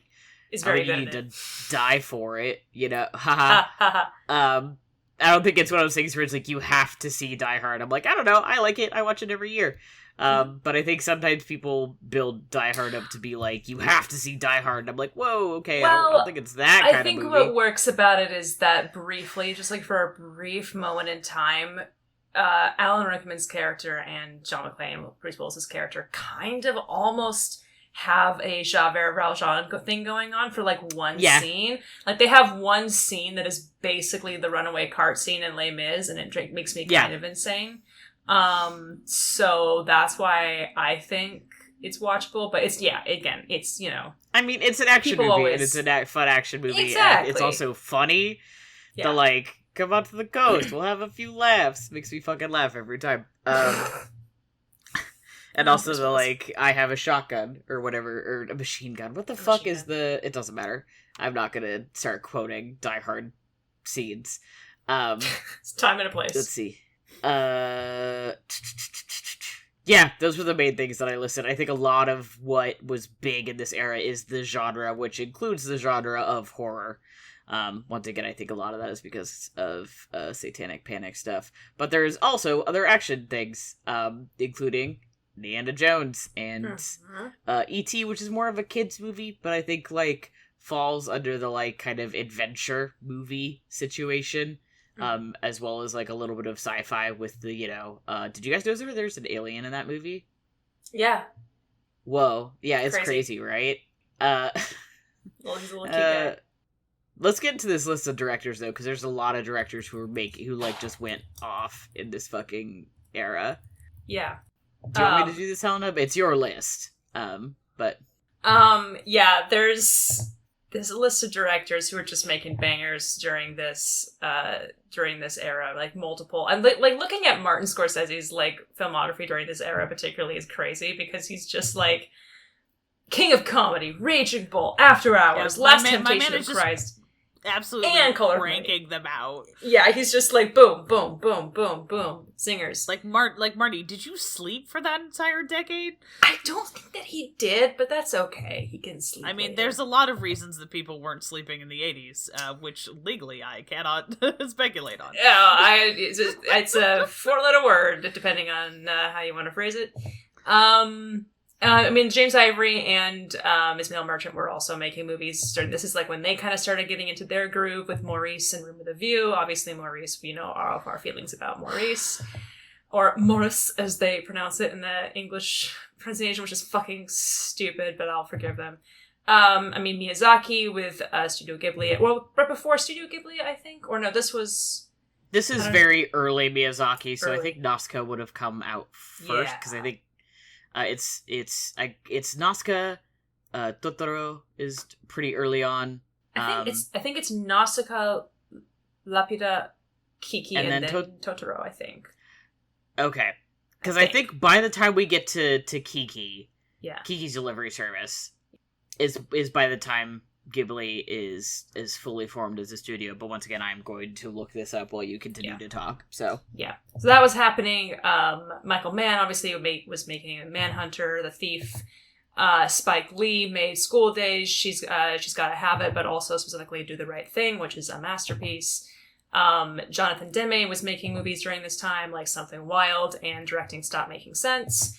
John Hughes, this was more, who I hesitate to call a great director on the level with some of these other guys, but was obviously a very iconic 80s voice for a lot of teen comedies, and did Ferris Bueller's Day Off, obviously, during this decade, as well as Breakfast Club, and also Pretty in Pink, and the much reviled 16 Candles, which is apparently very bad. I've never watched it. Neither have I. For reasons which, people was like, don't bother. Pretty in Pink is, like, fine. But, like, Harry Dean Stanton is in that movie, and he makes me cry because he plays Molly Ringwald's dad in it. And I'm just like, sob. And also, like, James Spader is so stupid hot in that movie. It's really annoying. He's playing the jackass, of course, and it's like... Of course. But, So R.E. Ghibli, this is what I remembered, but knowing me, I was like, maybe I don't remember correctly. Nazca came out in 1984, and the studio was founded after Nazca. Okay. Which means that, like, Totoro, Laputa, all that came out after they founded Studio Ghibli. Nazca was first. And I remember there's a lot of people who were like, oh, My Castle in the Sky came out in 86. Yeah. We've got Nazca, Castle in the Sky, Totoro, Grave of the Fireflies, and then Kiki in 89. Okay, 89, that's right. I was going to say, I was pretty sure that Totoro was one of the early ones, but I was like, Yep. Yeah. And, oh god, what a couple of movies to come out in the same fucking year. I know. Totoro, every single one of those movies, by the way, is, like, a masterpiece, which is crazy. Talk about people who are, like, firing on all cylinders. I mean, maybe less so Laputa, which I really love, but I wouldn't say is, like, on the same level for me as, like, Kiki and Totoro and Nausicaa, but, like, every single one of those ones is, like, crazy. Hold on. Oh, sorry. I always forget that it's Laputa, Castle in the Sky. That was my favorite when I was a kid. That was one of my favorites. I love Castle in the Sky. I mean, it has pirates in it, so... Yeah. I still have not seen Nausicaa, which is a shame, and I very much need to. Nor have I seen Grave of the Fireflies, but that's because I'm afraid to, because I know it'll make me cry. Yeah. I think I own Grave of the Fireflies, weirdly. I feel like it's one of those things where someone was moving away and was like, do you want this? And I was like, I should probably just take it now, while I have the chance before I get decimated later. Mm-hmm. Yeah, but that's, like, that was their, like, beginning era, and, like, talk about such incredible stuff. Grave of the Fireflies was technically directed by Isao Takehata. Yeah. But the rest are all Miyazaki. Great era for them. De Palma obviously was also working a lot during this during this era. The area of, Body Double and Scarface. Body Double, my beloved. The stupidest, horniest movie ever. I love you so much. David Lynch, like, obviously made Dune during this decade, but also made Elephant Man and Blue Velvet, which are two great movies. And kind of started working on Twin Peaks. I think he released, like, the TV movie pilot thing, like, towards the end of the 1980s. I keep forgetting also that Miyazaki directed Castle of Cagliostro, like, way before Nausicaa. That's 79. Yeah. And that's which also when he was working on Sherlock Hound, which fucks. Yes. Well, and it also explains why Lupin III is not on HBO Max, all the rest of the Ghibli films, because it's technically not a Ghibli film. I remember looking for it and be like, where's Castle of Cagliostro? And they were like, bitch, we don't have it, because it's not a Ghibli film. You gotta be like me and fucking own it on DVD. Ugh, yeah, that's technically it was a Tokyo Movie Shinsha that made that, which also made Sherlock Hound. And then it was in that period that he wrote the manga for Nausicaa. I didn't know that. And then it was after that he started making the other stuff. So that's why. Yep. I also forgot that he was co-directing Lupin III, the anime, during that time, which is very funny. In, like, the 70s. Shit. Yeah. Anyway, so I was like, kind of wish it wasn't on this list, but I think it's because it was made before all this stuff, and I was right. Yeah. Thank Spinning, you. Part of my baby. brain that permanently holds Lupin the Third lore, even though I don't like watch it or talk about it anymore. I got it. Nailed it. This is such a fucking distraction from what you were talking about. Well, Let's no, it move is, on. because now I'm thinking about how one of the dynamics on the Perry Mason show is very similar to Lupin and his buddy, whose name I've forgotten because it's been so long since I've seen that movie, and how I'm gonna like get you to watch it because of that reason. Which, okay, there's multiple. Is it the guy with the sword or the guy with the gun? The guy with the gun. Jigen, yeah. Yeah. My bestie. Yeah. Okay, great. Well, you've sold me. I was Great. thinking earlier that I was gonna say, when you were talking about I need someone to watch it, I was about to say, like, yeah, I've been thinking about watching that, actually, and then I held back, and now you've got me. I've got you. Well, and it's trapped in a corner. I will say just briefly, complete and total tangent about Perry Mason. To sell more people on it, if as somebody who grew up watching Perry Mason on every day when I was sick with a can of Campbell's chicken noodle soup, the thing that works about the Perry Mason reboot is that it's not a reboot. It bears absolutely almost no resemblance in terms of like style, and like trying to keep the lore together to the original Perry Mason, which is why it works so well. It's not trying to be nostalgia bait. It's like, what if we re-examine these characters and this setting and this concept with a new, fresh look, with a bunch of banger actors, and we made everyone gay. And yeah, that's it. Yay! Anyway, watch Perry Mason. Watch Castle of Cagliostro. And watch Castle Cagliostro as a double feature. You're done with Perry Mason. Everybody will see what I'm talking about someday. One day my genius will be recognized.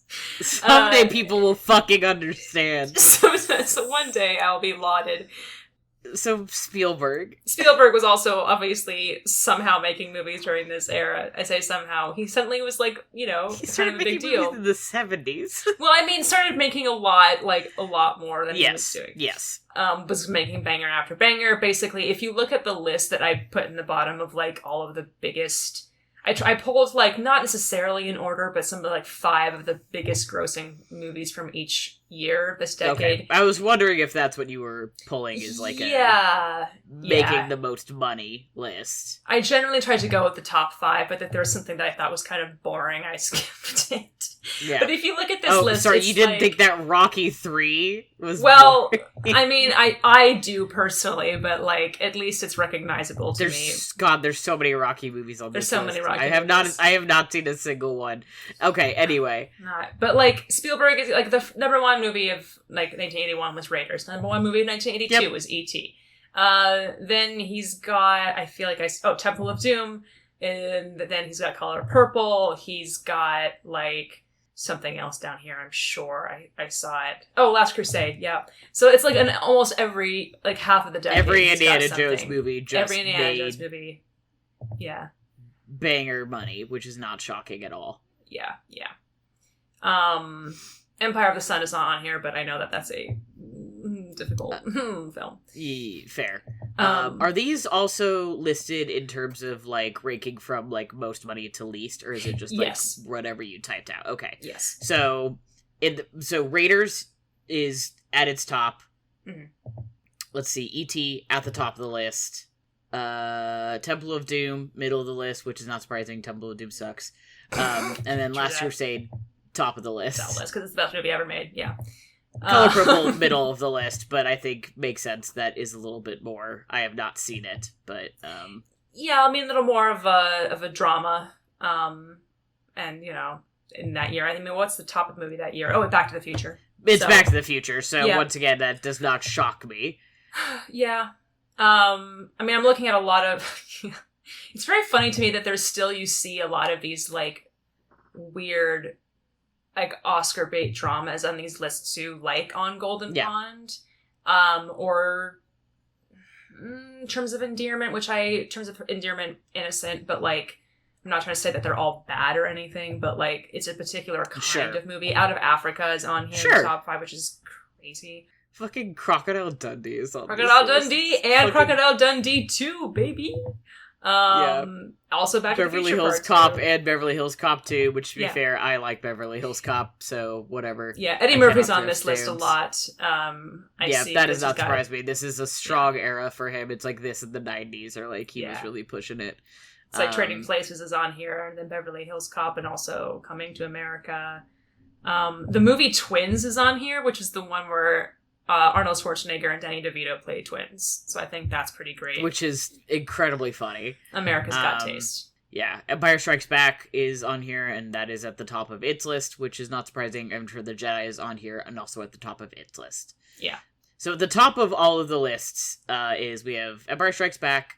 Mm-hmm. This is what, like, so that's 1980. 80, and then 81 is Raiders, 82 is E.T., 83 is Return of the Jedi, 84 is Ghostbusters, 85 is Back to the Future, 86 is Top Gun, 87 is Three Men and a Baby. Yeah, man, I don't even want to get that money!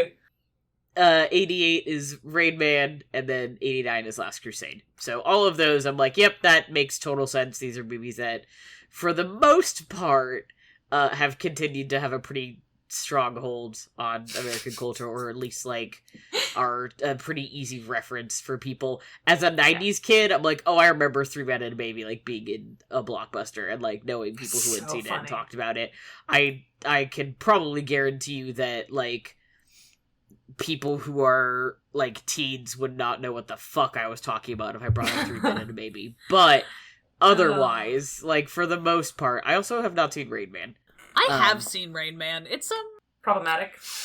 Well, no, canceled. That's not really the word I want to use. I feel like it's one of those movies where I understand why it was such a big deal when it came out, but I don't necessarily feel like that's one of those ones where there's a handful of movies where my dad was like, okay, I have to show this to you.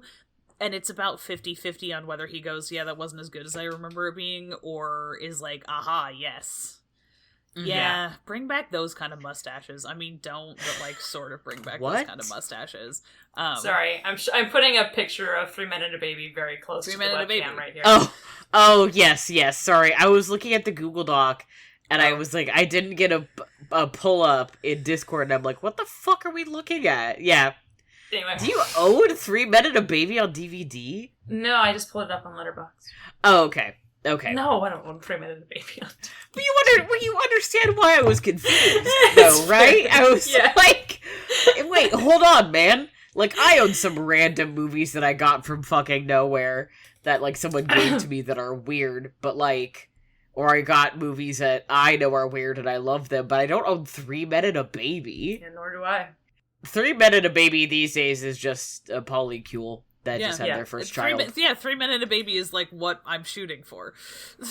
That's my ideal relationship. It's the Lady Eve and then the Three Men and a Baby. Yeah, those are my ideal relationships. Yep. Anyway. God. Rain Man. We're talking about Rain Man. It's about 50-50 on, like, oh yes, this is worth watching again, and, like, this isn't as good as I remember. It's a very, like, Dustin Hoffman at the height of his, like, capital A actor performance. Mm-hmm. I know exactly what you mean. It's, like, pretty well done, but I do remember not being particularly impressed with it. I mean, it's about Dustin Hoffman's character is autistic, am I correct? Yeah, and it's sort of the like autistic savant trope, which is again, and it's also it's like I am friends with a lot of autistic people. Exactly. Yeah. For those listening along at home, you can't see the face that I just made, which could be generally described as a strong grimace. The second Ezra said that one of the character said is autistic, I was like, oh, this is not a good era for that kind of movie. No. Yeah, I just not a like again like having I don't know why I said again I don't know if I've actually talked about this, like personally having a family member that I grew up with and I'm very close to who has autism. Like I've generally not been really into those types of movies in that genre, and also just in general. Like, I remember having this reaction when we watched My Left Foot, which is also an 80s film. in Health Oh, Class. yeah. Yeah, my left with foot. Daniel Day-Lewis and Fiona Shaw, which is like, I guess maybe it's a good movie. I don't know. I just, whenever an actor has to take on a severe physical disability or a like mental disorder, so-called, I'm just like, I'm not really sure why we're doing this and what the point of this is. But there are certain actors and certain people in the Academy certainly who go ham for it. And I love Daniel Day-Lewis as an actor, generally.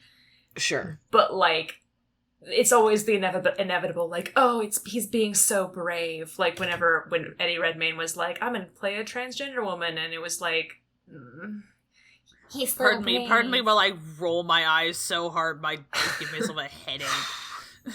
Yeah. Oh, yeah. but num, they eat it up. Nom. But obviously Dustin Hoffman was collecting them checks during this era. I mean, Tootsie obviously is on here. Tom Cruise also was making some money, unsurprisingly.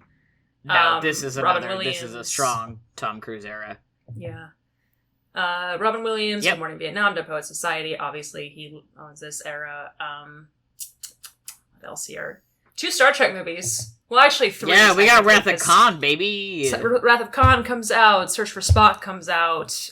Voyage Home comes out. I can't remember if Undiscovered Country is also...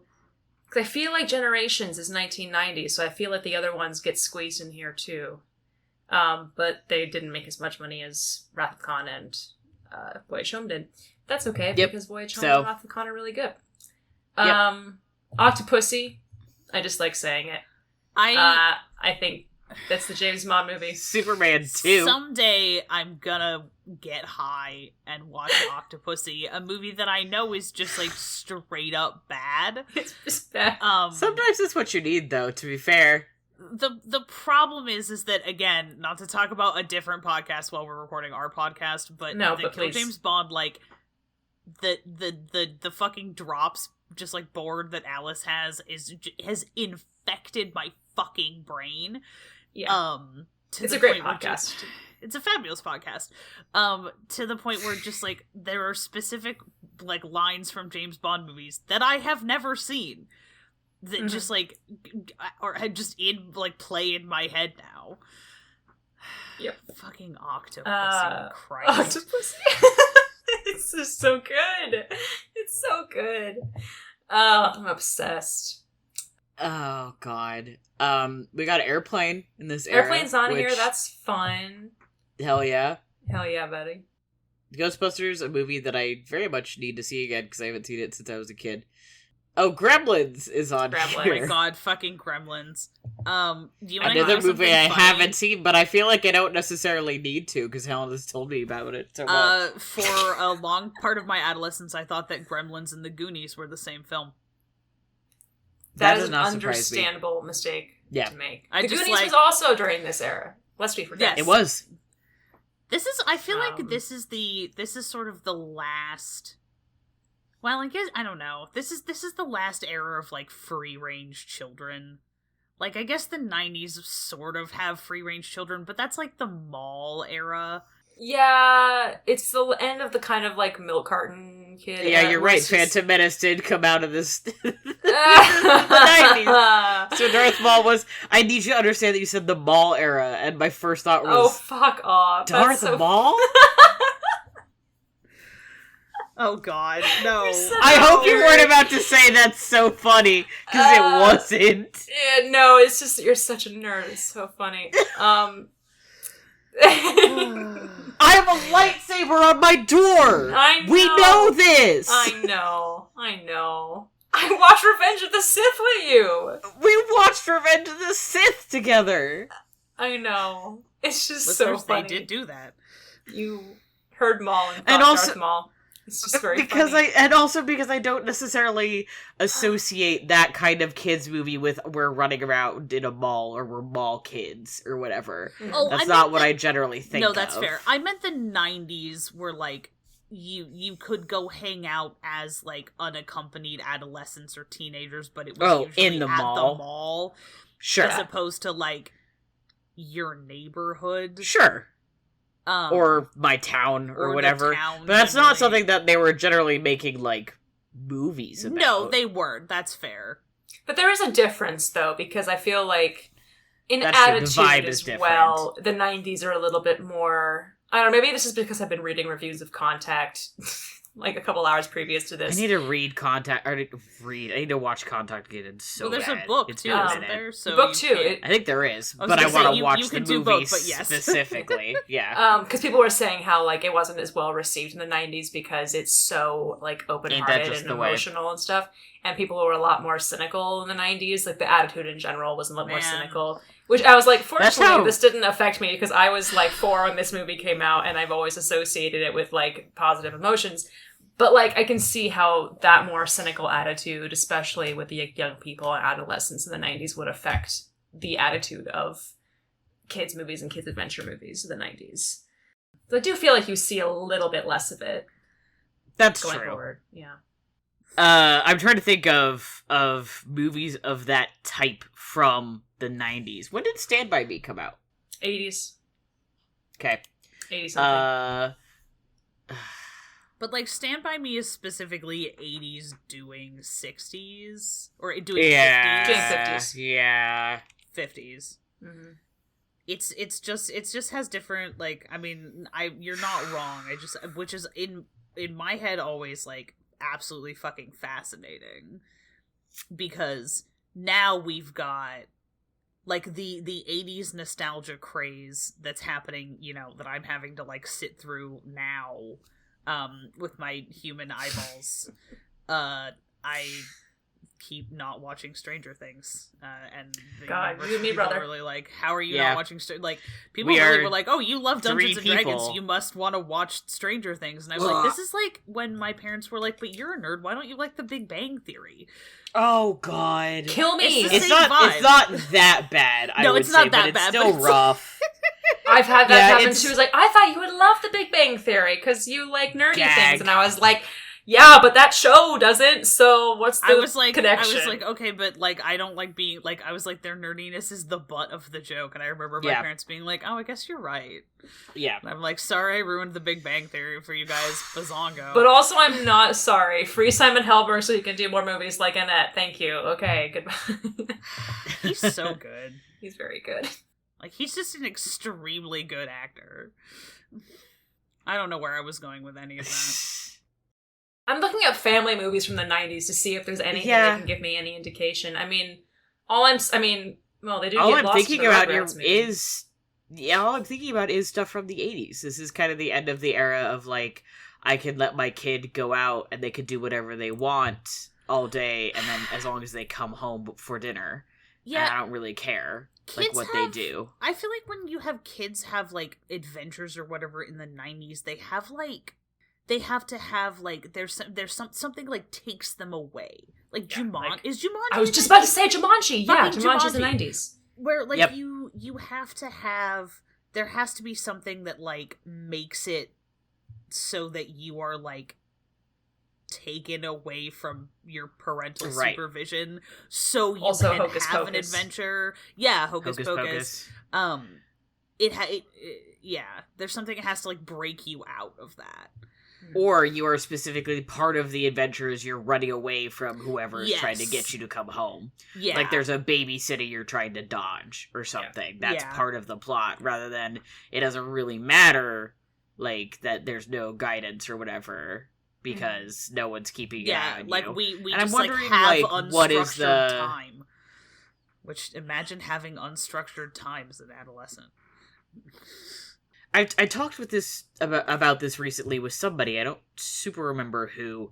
I think at a party I was talking about this with people where I was remembering the time period where, like, my parents would just, like, let me, like, I took the bus to school in, like, the public bus in middle school in 8th grade. That was the thing, is I got a phone. I got a cell phone, one of the flip phones, so I could call my parents if I needed anything. But otherwise, they would let me go on, like, the public transit to go to middle school. But that level of freedom, one, is not something that I assume you see anymore. I am very much guessing that is not a thing that happens very often. I cannot imagine for the life of me my brother letting his letting my nephew do that. And second of all, even that level was like also like I had to have a phone because I had to be able to access somebody at all times. Yeah. Which, to be fair, it ended up being helpful because one time I got mad lost and also my phone was dead, so oops. But but it was still like, you know, I had to come directly home from school. If I was going over to somebody's place, they had to know, like, who was taking me, who was picking me up, like, when I was gonna be there. Like, you know, it wasn't like... And usually when I was there, I was, like, hanging out with that person at their house, and we were going someplace with their parents. They wouldn't just let us go around the neighborhood or whatever. There was always somebody around, or we had to be able to contact somebody easily. But generally, the only time I was alone like that out in the wide world was because I was taking the bus directly to school. Which is, like, I'm wondering, like, what was that shift in the 90s that made it so, like, that was no longer was safe. And I'm sure part of it is, like, you know, crime rates, whatever, blah, blah, blah. But there's something about the 90s that has started to get that shift into you can't let your kids just roam free anymore. And you see that also in the movies, too. Where it's like, you can't just, you know, you're not letting your kids run around. Kids on bikes. It's the kids on bikes things, which is a Leia topic. For sure, because she's seen, like, all of those movies. Truly resident kids on bikes episode, or kids on bikes expert, which is Leia. Great. Yeah. Or, like, It, too, like, the earlier parts of It, where they're kids. That's in the 80s, yeah? That's the idea, is that part is supposed to take place in the 80s, or is that the 70s? As someone who has never seen It, I don't know. But... So, in the remake, they set it in the 80s. In the original story, it's in the 50s? The kids' stuff is in the 50s, and then the modern part is set in the 80s. But yeah, in the remake, it's 80s. It's the 80s. So either way, those are both eras where it's a little easier to let your kids just kind of go around and do whatever. But I'd be interested to look more into, like, what happened in the 90s that meant that you can't let your kids go out anymore. And part of me wonders if it's a post 9/11 thing specifically. But, like, if you look at media, like, those movies just suddenly, like, vanish. So I'm thinking it's not a post 9/11 thing. There's something about the 90s. I think there's a big, like, satanic panic aftermath thing, is the idea that, like, your children are at risk everywhere they go, like, the, like, stranger But that was happening during the thing. 80s, too. No, that's true, but I think it's, like, the clampdown really happens... In the 90s? In the 90s, as people start, like, changing how their people start having those kids and then kind of changing how those kids are being parented. Also, just, like, the whole, like, stranger danger shit. Yeah, do you remember the, like, when they started putting the ads on TV, that was, like, make sure to check your kids' Halloween Do you know where candy. your kids are? And the Halloween candy fucking thing. And also, like, it's 9 o'clock, do you know where your kids are? Do you know where your kids are? Yeah. Well, on the internet, I mean, I don't know, the internet probably affected a lot of that, too, in the 90s, like, the early days of the internet, somehow, I'm not sure. Like, more paranoia about what people were accessing, I guess, but that wouldn't have changed being allowed to go out. That wouldn't have changed the being out. I mean, unless people were, like, making planned, like, dates with somebody over the internet, but I don't know about that. Like, that was kind of not what I was doing when I was going online in the 90s. No, and I don't think, like, early, like, our era of, like, being allowed to go online, I never remember, and, like, my dad has always had a pretty good handle on technology, and is always he had, like, some of the earliest laptops and stuff. And my mom is a mom, period. I don't know, she's a lot of moms worry about that kind of stuff, and my mom was one of those moms who worried about, like, what I was getting up to online sometimes. But it was never a worry that I was trying to meet up with strangers, for the most part. There was never a, like, if I was going out, it was never like, are you, like, meeting up with somebody you met online? You know? It was more about, if I'm going out, be sure that there's nobody, like, in person who's going to grab you. Yeah, my parents were pretty, like, I mean, right. I wasn't talking to anybody on the internet really either, but... No. I was more interested in what I could do for myself. I was like, I just want to play the Lion King computer games. I was lurking on people's live journals, but it was like people who were like, you know, grad students in French literature or whatever. Yeah, exactly. I started talking to people. I started talking to people online at age 12, and at one point ended up with an 18-year-old boyfriend. There's no way I haven't told this story. Classic Matthew. It's the most crazy shit and I found out he was 18 after I agreed to, like, be his girlfriend, to be fair. And he didn't know how old I was. But I was like, oh shit, and that's when I was like, I don't think I, like, broke up with him, but I think I just stopped talking to him, which, like, to be fair, good job, 12-year-old Matthew, for realizing that you had agreed to, like, have an 18-year-old boyfriend and being like, nope, and just cutting that off. Oh, man. Nice work, bud. But, yeah, no, I started, like, talking to people and making friends online when I was 12. And I was, like, hanging out on Quizilla, and Quizilla... Oh my god, Quizilla! Quizilla was my first fanfic site. Banger. You could do some crazy stuff on there if you were clever. And Yeah. I was always good with computers, so... That was doing my Naruto fan fiction and, like, my Naruto RP with my, like, group of friends I made. Yeah. And also making friends on YouTube, which, once again, crazy that you could do that, but there used to be an era where you could, like, be in chat rooms with strangers on YouTube. It's like literally an end of an era. I know this is not really on topic, but I do just want to plug, as I've mentioned before, of course, my first fan fiction was on fanfiction.net. Yeah, Bless that your was soul. where... I went to LiveJournal after. I spent Yeah. some time on fanfic, but mostly I was hanging out on, like, the LiveJournal stuff. My first fanfiction was either for My Life as a Teenage Robot or for CSI Legit. Crime Scene Investigation, which is really two That- sides of the same fucking coin, right? It's so funny. That's so Helena. It's so me. It's so me. I love you. That's so Helena. It's the crime shows I can watch. I can see. Yeah. Yeah, anyway, the Mysterious 80s. to me. Mysterious to me. Not mysterious to me. I know why I watched that show. I thought one of the characters was hot. Yep. That's always been my motivation. If you're ever wondering, like, why does Helena watch anything?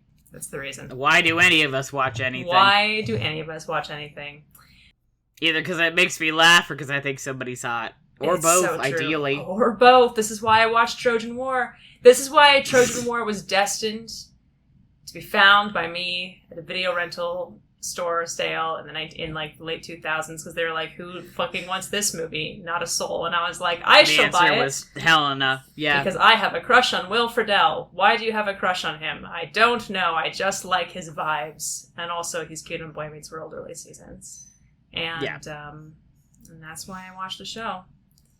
I didn't understand any of the jokes, by the way, that were about condoms or sex when I was watching it. I don't think. I mean, now of I course do. not. And they're not really funnier. They're just like, I'm just like, oh, Sometimes okay. it doesn't matter, though. I'm just like, all right, that's what the joke is. Okay, cool. Yep. Anyway, that's the 90s. When we do our episode on the 90s, we'll talk about Trojan War in more fuller detail. Yeah.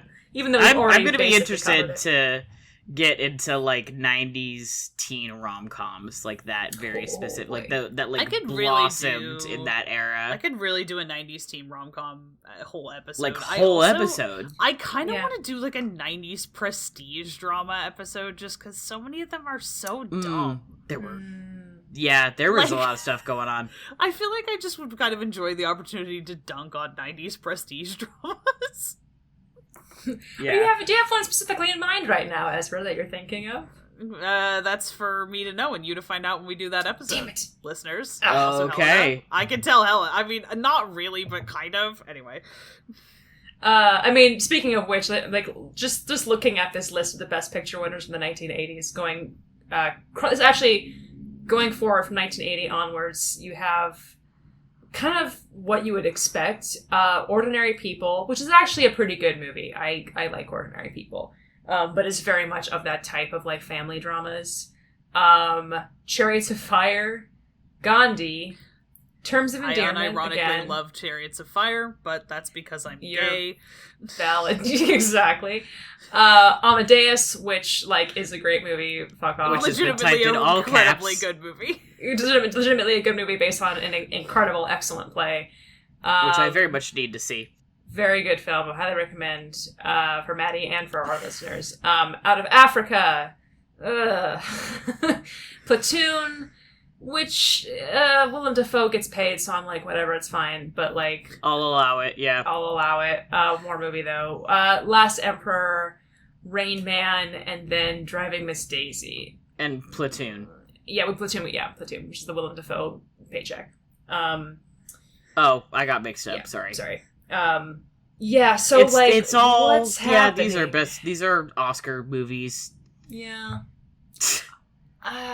On Golden Pond, which I know didn't win Best Picture, but it was nominated, and I think it won acting awards instead. Yeah, that sounds right. Is a movie that ostensibly I should be okay with because I love Henry Fonda, I love Katharine Hepburn, I love Jane Fonda, but that movie just like is so dull to me, and it's a real shame. But yeah, this is quite a list. Didn't we talked about I'd like to view by film. Oh no, by category. I'm sorry, I'm on the Oscars website right now. Mm-hmm. We talked about for Driving Miss Daisy. We talked about that year. We did in Oscars. Yeah, didn't Driving Miss Daisy knock something out that was like we were like mad about? Do the Right Thing came out this year, and was not, I believe, nominated for. I actually don't think it was nominated for Best Picture. I'm not 100% certain, but I think that was the irony of that was a little bit too much for me. I'm double checking as we speak. Yeah. So Driving Miss Daisy, and it was Born on the 4th of July, Dead Poet Society, Field of Dreams, and My Left Foot. Yeah, so it wasn't even nominated for Best Picture. That's a fucking list of movies. Bizarre. That list is a films. Yeah, no, that's. I'm sorry. Could you read that again for me? Driving Miss Daisy. Driving Miss Daisy, Born on the 4th of July. Okay. Dead Poet Society. Great movie. Field of Dreams, and My Left Foot. Okay. You know what else came out that year? That was in the winner for that was in like the group for music original song and music original score. Mm-hmm. So we have, and I'll let you guess which one for original song. We've got The Little Mermaid, Under the Sea. Mm-hmm. We have After All in Chances Are. Mm-hmm. We have Girl Who Used to Be Me in Shirley Valentine. We have I Love to See You Smile in Parenthood, and we have Kiss the Girl in The Little Mermaid. So The Little Mermaid has a couple of options here. Yeah, I do believe it's Under the Sea, is it not? You are correct. Yeah. And then for music original score, we have The Little Mermaid, Born on the 4th of July, The Fabulous Baker Boys, a movie I've literally never heard of, The Field of Dreams, and Indiana Jones and the Last Crusade. John Williams has 2 options on this list. I believe does Fabulous Baker Boys win Best Original Score? Nope, it's The Little Mermaid again. Oh, yay! That's good. I like the score for that movie. Splitting the vote between John Williams and John Williams. On a for small, makeup... Yeah, go ahead. No, please. I was saying a small Gallivant tangent. There's a really funny joke in the season finale of Gallivant that made me laugh. Alan Menken, for those of you who don't know, writes the music for Gallivant, or wrote the music for Gallivant. Oh, I didn't know that. Rock on. There's a flashback where they're showing the king, and they're like, his bodyguard is like pressuring all the kids to laugh at the king's jokes and say how cool it is. And one of the kids says, "I'm going to write you a really cool theme song one day," and they say, "Shut up, Menken," and it's really funny. Anyway. Oh, that is very funny. I laugh. For makeup, we have Driving Miss Daisy, The Adventures of Baron Munchausen, and Dad. Driving Miss Daisy? Yep. Yeah. What's it was Dad? just seeing I don't know, but it was just the adventures of seeing Baron Munchausen on that same list, like, really threw me for a loop. Yeah. I'm gonna look up what Dad is, as in movie. Never heard I need of to that. watch The Adventures of Baron Munchausen, having just watched Time Bandits and enjoyed the fuck out of Time Bandits. Yeah, that's a Terry Gilliam film, yeah, Baron Munchausen? Yeah. That figures, yeah. Yep. It's really good that I didn't discover Terry Gilliam movies when I was in high school, because I would have been worse. Like, I would have been insufferable. You and me both. Dad is apparently a dramedy directed by Gary David Goldberg. While his mom recovers in the hospital from a heart attack, John puts his busy life on hold to fly home and help his elderly dad around the house. John's son later joins them, and they all truly bond for the first and tragically final time. Features Jack Lemmon, Ted Danson, Ethan Hawke is there. Oh no. Kevin Spacey is there. Oh. It seems like I don't know where the makeup comes Is in, one though. of them like wearing makeup to look older? That's the only thing I can possibly think. The only thing I can think of is that Jack Lemmon, but Jack who I Lemmon think was is Jack Lemmon was pretty fucking old. he was at that old. point. Yeah, at but that point. I don't know. Giannis now. Why could that possibly? I cannot imagine why this was on the runner for best They makeup. couldn't I'm have gonna come try up and with a find better out. title? Christ. Dad. Dad. The poster for this was very. Maybe they like gave. Oh my god, Ethan Hawke has a little gay earring in this. That's terrible. I was gonna say hello. Ethan Hawke is playing the son, and he's got a little gay earring on the left, which I believe is the ear that you got when you were like, "I'm not gay, but I want to have an earring." Because it's as I was told by a friend of mine, it's left is right and right is wrong. So I think that is the Maybe they gave non-gay ear. I mean, maybe they made Jack Lemmon look even older than he actually was. That is the only thing I can think of, is that they made him look even older. That's just rude to me. No, they were nominated for makeup because of the gay earring, actually. So 89, 35, 45, 55, 65, 75.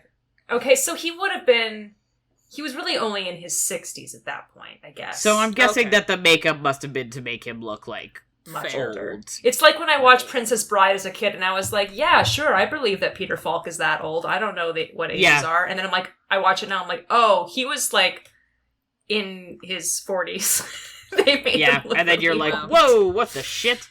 Not 40s, but a little bit older. I forgot. We've been watching Columbo at home. That was the thing Hell I forgot yeah. to put on my fucking What We Sneep. I had never seen an episode of Columbo before. And we started watching it because when we were watching the Fright Night remake, the guy who plays the vampire hunter, not the remake, the original Fright Night, is in one of my roommate's favorite Columbo episodes. And we were like, well, we have to watch that Columbo episode, which is the one where he's like he's like fucking around, but one of the things he does is he's an amateur photographer. And he's taking pictures, he like points his like film, his like still photo camera at the film camera, like at the what weird like point of view camera, and I go, oh hey, that's my camera. Oh! because it's the one that was manufactured for export, but it's the same model of camera that I have. You have the same camera as a Columbo murderer. Yeah. Which also, I'm fucking hooked. Columbo's amazing. Have you seen the one with the pilot with John Cassavetes?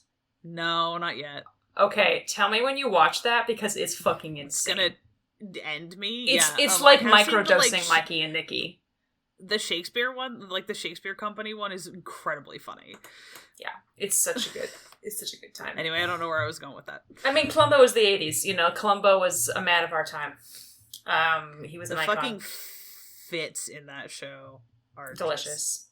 Off the chain. This is entirely unrelated to Columbo, which I will say I do love. I'm just reading the wiki for Driving Miss Daisy to try to figure out why the fuck it won for Best Makeup, and it is presumably because they were doing several different ages of people, and therefore were slowly applying age makeup, which, okay, fine. But also, I don't think I am probably going to watch this movie ever. I've decided. No. Yeah. Something I had already decided, but now reading the plot, I'm like, no, I definitely think I won't. But apparently, as of 2023, it is the most recent PG-rated film to have won Best Picture. Dang. That's nice. So that's just, here's the little fun fact for y'all. Mm. And it won Best Picture, Best Actress, Best Makeup, and Best Adapted Screenplay that year. Which, wow, oink dank, really pulled them in, huh? 1989, baby. We're pulling our way to the future. Yep. We're exploring like racism. we're in a gondola. I guess. Yeah, Okay. exactly. I mean, if I have to drift Anyway. into the future in any kind of watercraft, I'm not going to be mad about a gondola. It being a gondola, no. And I want to do one of those boats, those little gay boats they have in Maury's, like that they do in like the Oxford. Boats. You know, I believe when that's they're called. Weirdly, I believe those are called a punt. Yeah, which punting. Punt? very right. stupid, Punting. but it's called That's what punting. it's called. Punting. That's Because- unfortunate. That's how I because want to go to England the is future. a silly place. It's very, Me- very silly. Me and my silly friends place, when we're as they say. punting, yeah. Yeah, In my yeah, mind, the gaily, Holy Grail. gaily punting forward into the future. Okay, well, there's the episode title. Um,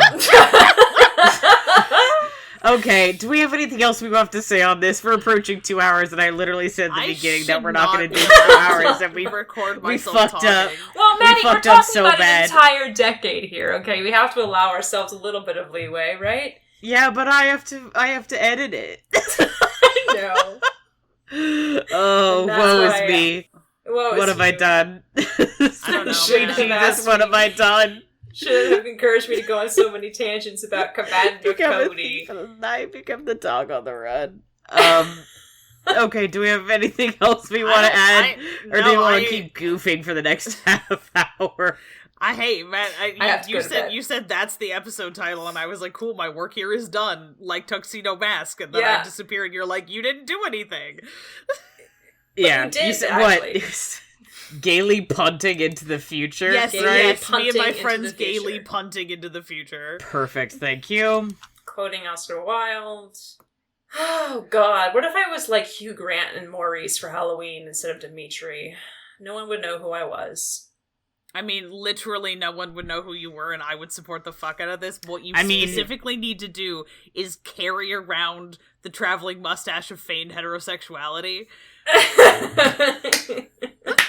I mean, dude, I was Chief Brody for Halloween and nobody knew what the fuck I was doing, so But I sometimes you just did. gotta do it for you.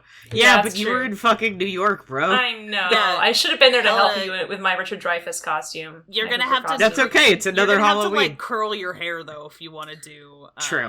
Hugh Grant. And Ugh, don't remind me. His hair is so perfect in that Fine. movie. It I is. Higher keep gender. Tis. trying to get that hair, and it never works because I don't look like Goals. you. I don't have look like Hugh managed- Grant. Yeah, the story of my life, tragedy of my life. I have managed to just barely get the Dimitri hair when I let it dry in a certain way without like trying to style it. So I think if I try Mhm. really hard, I can manage to get the Dimitri hair. What was me? I think that you could do. You just might just need to there. get a curler, bro. Yeah, I think Like you could get a probably do it with curler and curlers. use very specific like kinds of like stuff for your like products for your hair. I think Yeah. you could get the Maurice look, and I- then as an accessory, you need to get somebody to go with like some kind of partner or whatever. Well, I need to get And a also a Maurice, mustache. sounds like. Jim Hawkins mustache. is happening again. Jim And Hawkins. a It's just like mustache. right now it doesn't look very good because there's not going on there, but it was something like this. Anyway, we'll figure it out. We'll figure it out. we'll You figure got it out. you got 11 months till next Halloween, I do. so you got time I got time. Anyway, to get a fake mustache. The moral of this Sneople episode is I have 11 months to get a fake To get a fake heterosexual mustache. mustache for Halloween. Yeah. And, well, that's my final word on the subject. I don't know about you. My final word is the 80s were a great time for movies. Terrible I time. really Also. terrible time for a lot of other things. Yeah. But a lot of good movies came out. Also, a lot of mediocre movies. The Academy once again doesn't know anything about anything for the most part, and I like horror. I like John Carpenter. He made a lot of real good movies in the 80s. He was putting out bangers. Thank you, John Carpenter. As per Thanks, usual, John. thank you, John Carpenter, for my life. Yep. That is the official. And also, I position of still this think podcast. it's really funny that John Carpenter made Escape from New York, and then Kojima was like, "I'm gonna steal this look from my sneaking around game." And like the movie studios were like, "John, do you want to sue?" And he was like, "No, because I think this game is good." Yep. It's a And true that's why story. and that's why Metal Gear Solid still exists. So thank you, John, for that also. Yeah, thanks. Ben and I are going to start playing that on our stream next week, and I'm so excited because neither of us know fucking anything about Metal Gear Solid. And all I know is that there's just so much lore, and it's insane, and there's like 12 dudes who are all Solid Snake. And there's Ocelot, he flips a manillion guns. I'm excited to play Metal Gear. I'm excited. Thank you to John Carpenter for letting Metal Gear exist so I can play it on the internet with my friend. So true, bestie. Me too. You gotta go to bed. I gotta go to bed. I have to lay face down on my bed, I think, for half an hour and just recover. So true. I'm gonna take us out both in a Franz Ferdinand way and a Franz Ferdinand way. Thank you. Okay. God, how do I go from that to doing my like little chipper I'm a podcaster voice? Hi, I'm a podcaster. And welcome to podcast. One of my coworkers today was like, "Oh, Matty, you do podcasts, right?" And I was like, "Oh," and she was like, "Oh, I mean, you don't have to, but like, would you? I listen to a lot of podcasts. I'd like to, you should share them." And I was like, literally fumbling my way through trying to ask, like, what kind of podcast do you listen to? Like, I was literally just like couldn't put sentences together. And she was like, "You don't have to," and I was like, "No, it's okay. Here they are." Which is like, that's me, professional podcaster. I've been podcasting for 5 years. Oh my god. Anyway, Christ. Thanks for hanging out with us here on Sneople at the Movies from the Infinity Break Network. Check out infinitybreak.net for more awesome content, and come chat with us on the Infinity Break Discord. You can find it at bit.ly/I Infinity T Talks. You can also shoot us an email at sneoplethemovies@gmail.com if you got a subject you want to hear us talk about, a movie you think we absolutely need to see, or want to share your own list of the biggest hits of the 80s. Our Oscar music was done by Johnny Ronaldo, who you can find at Johnny Ronaldo on Twitter, and our glorious Technicolor logo was designed by Bethany Luthold. You can check her out at bethanyluthold.wixsite.com. If you enjoyed listening, please leave us a review on iTunes and share the show with your friends, your enemies, and your partners in crime. Unfortunately, these two are my partners in crime, so I can't share it with anybody else. As always, thank you for listening, and we'll see you at the movies.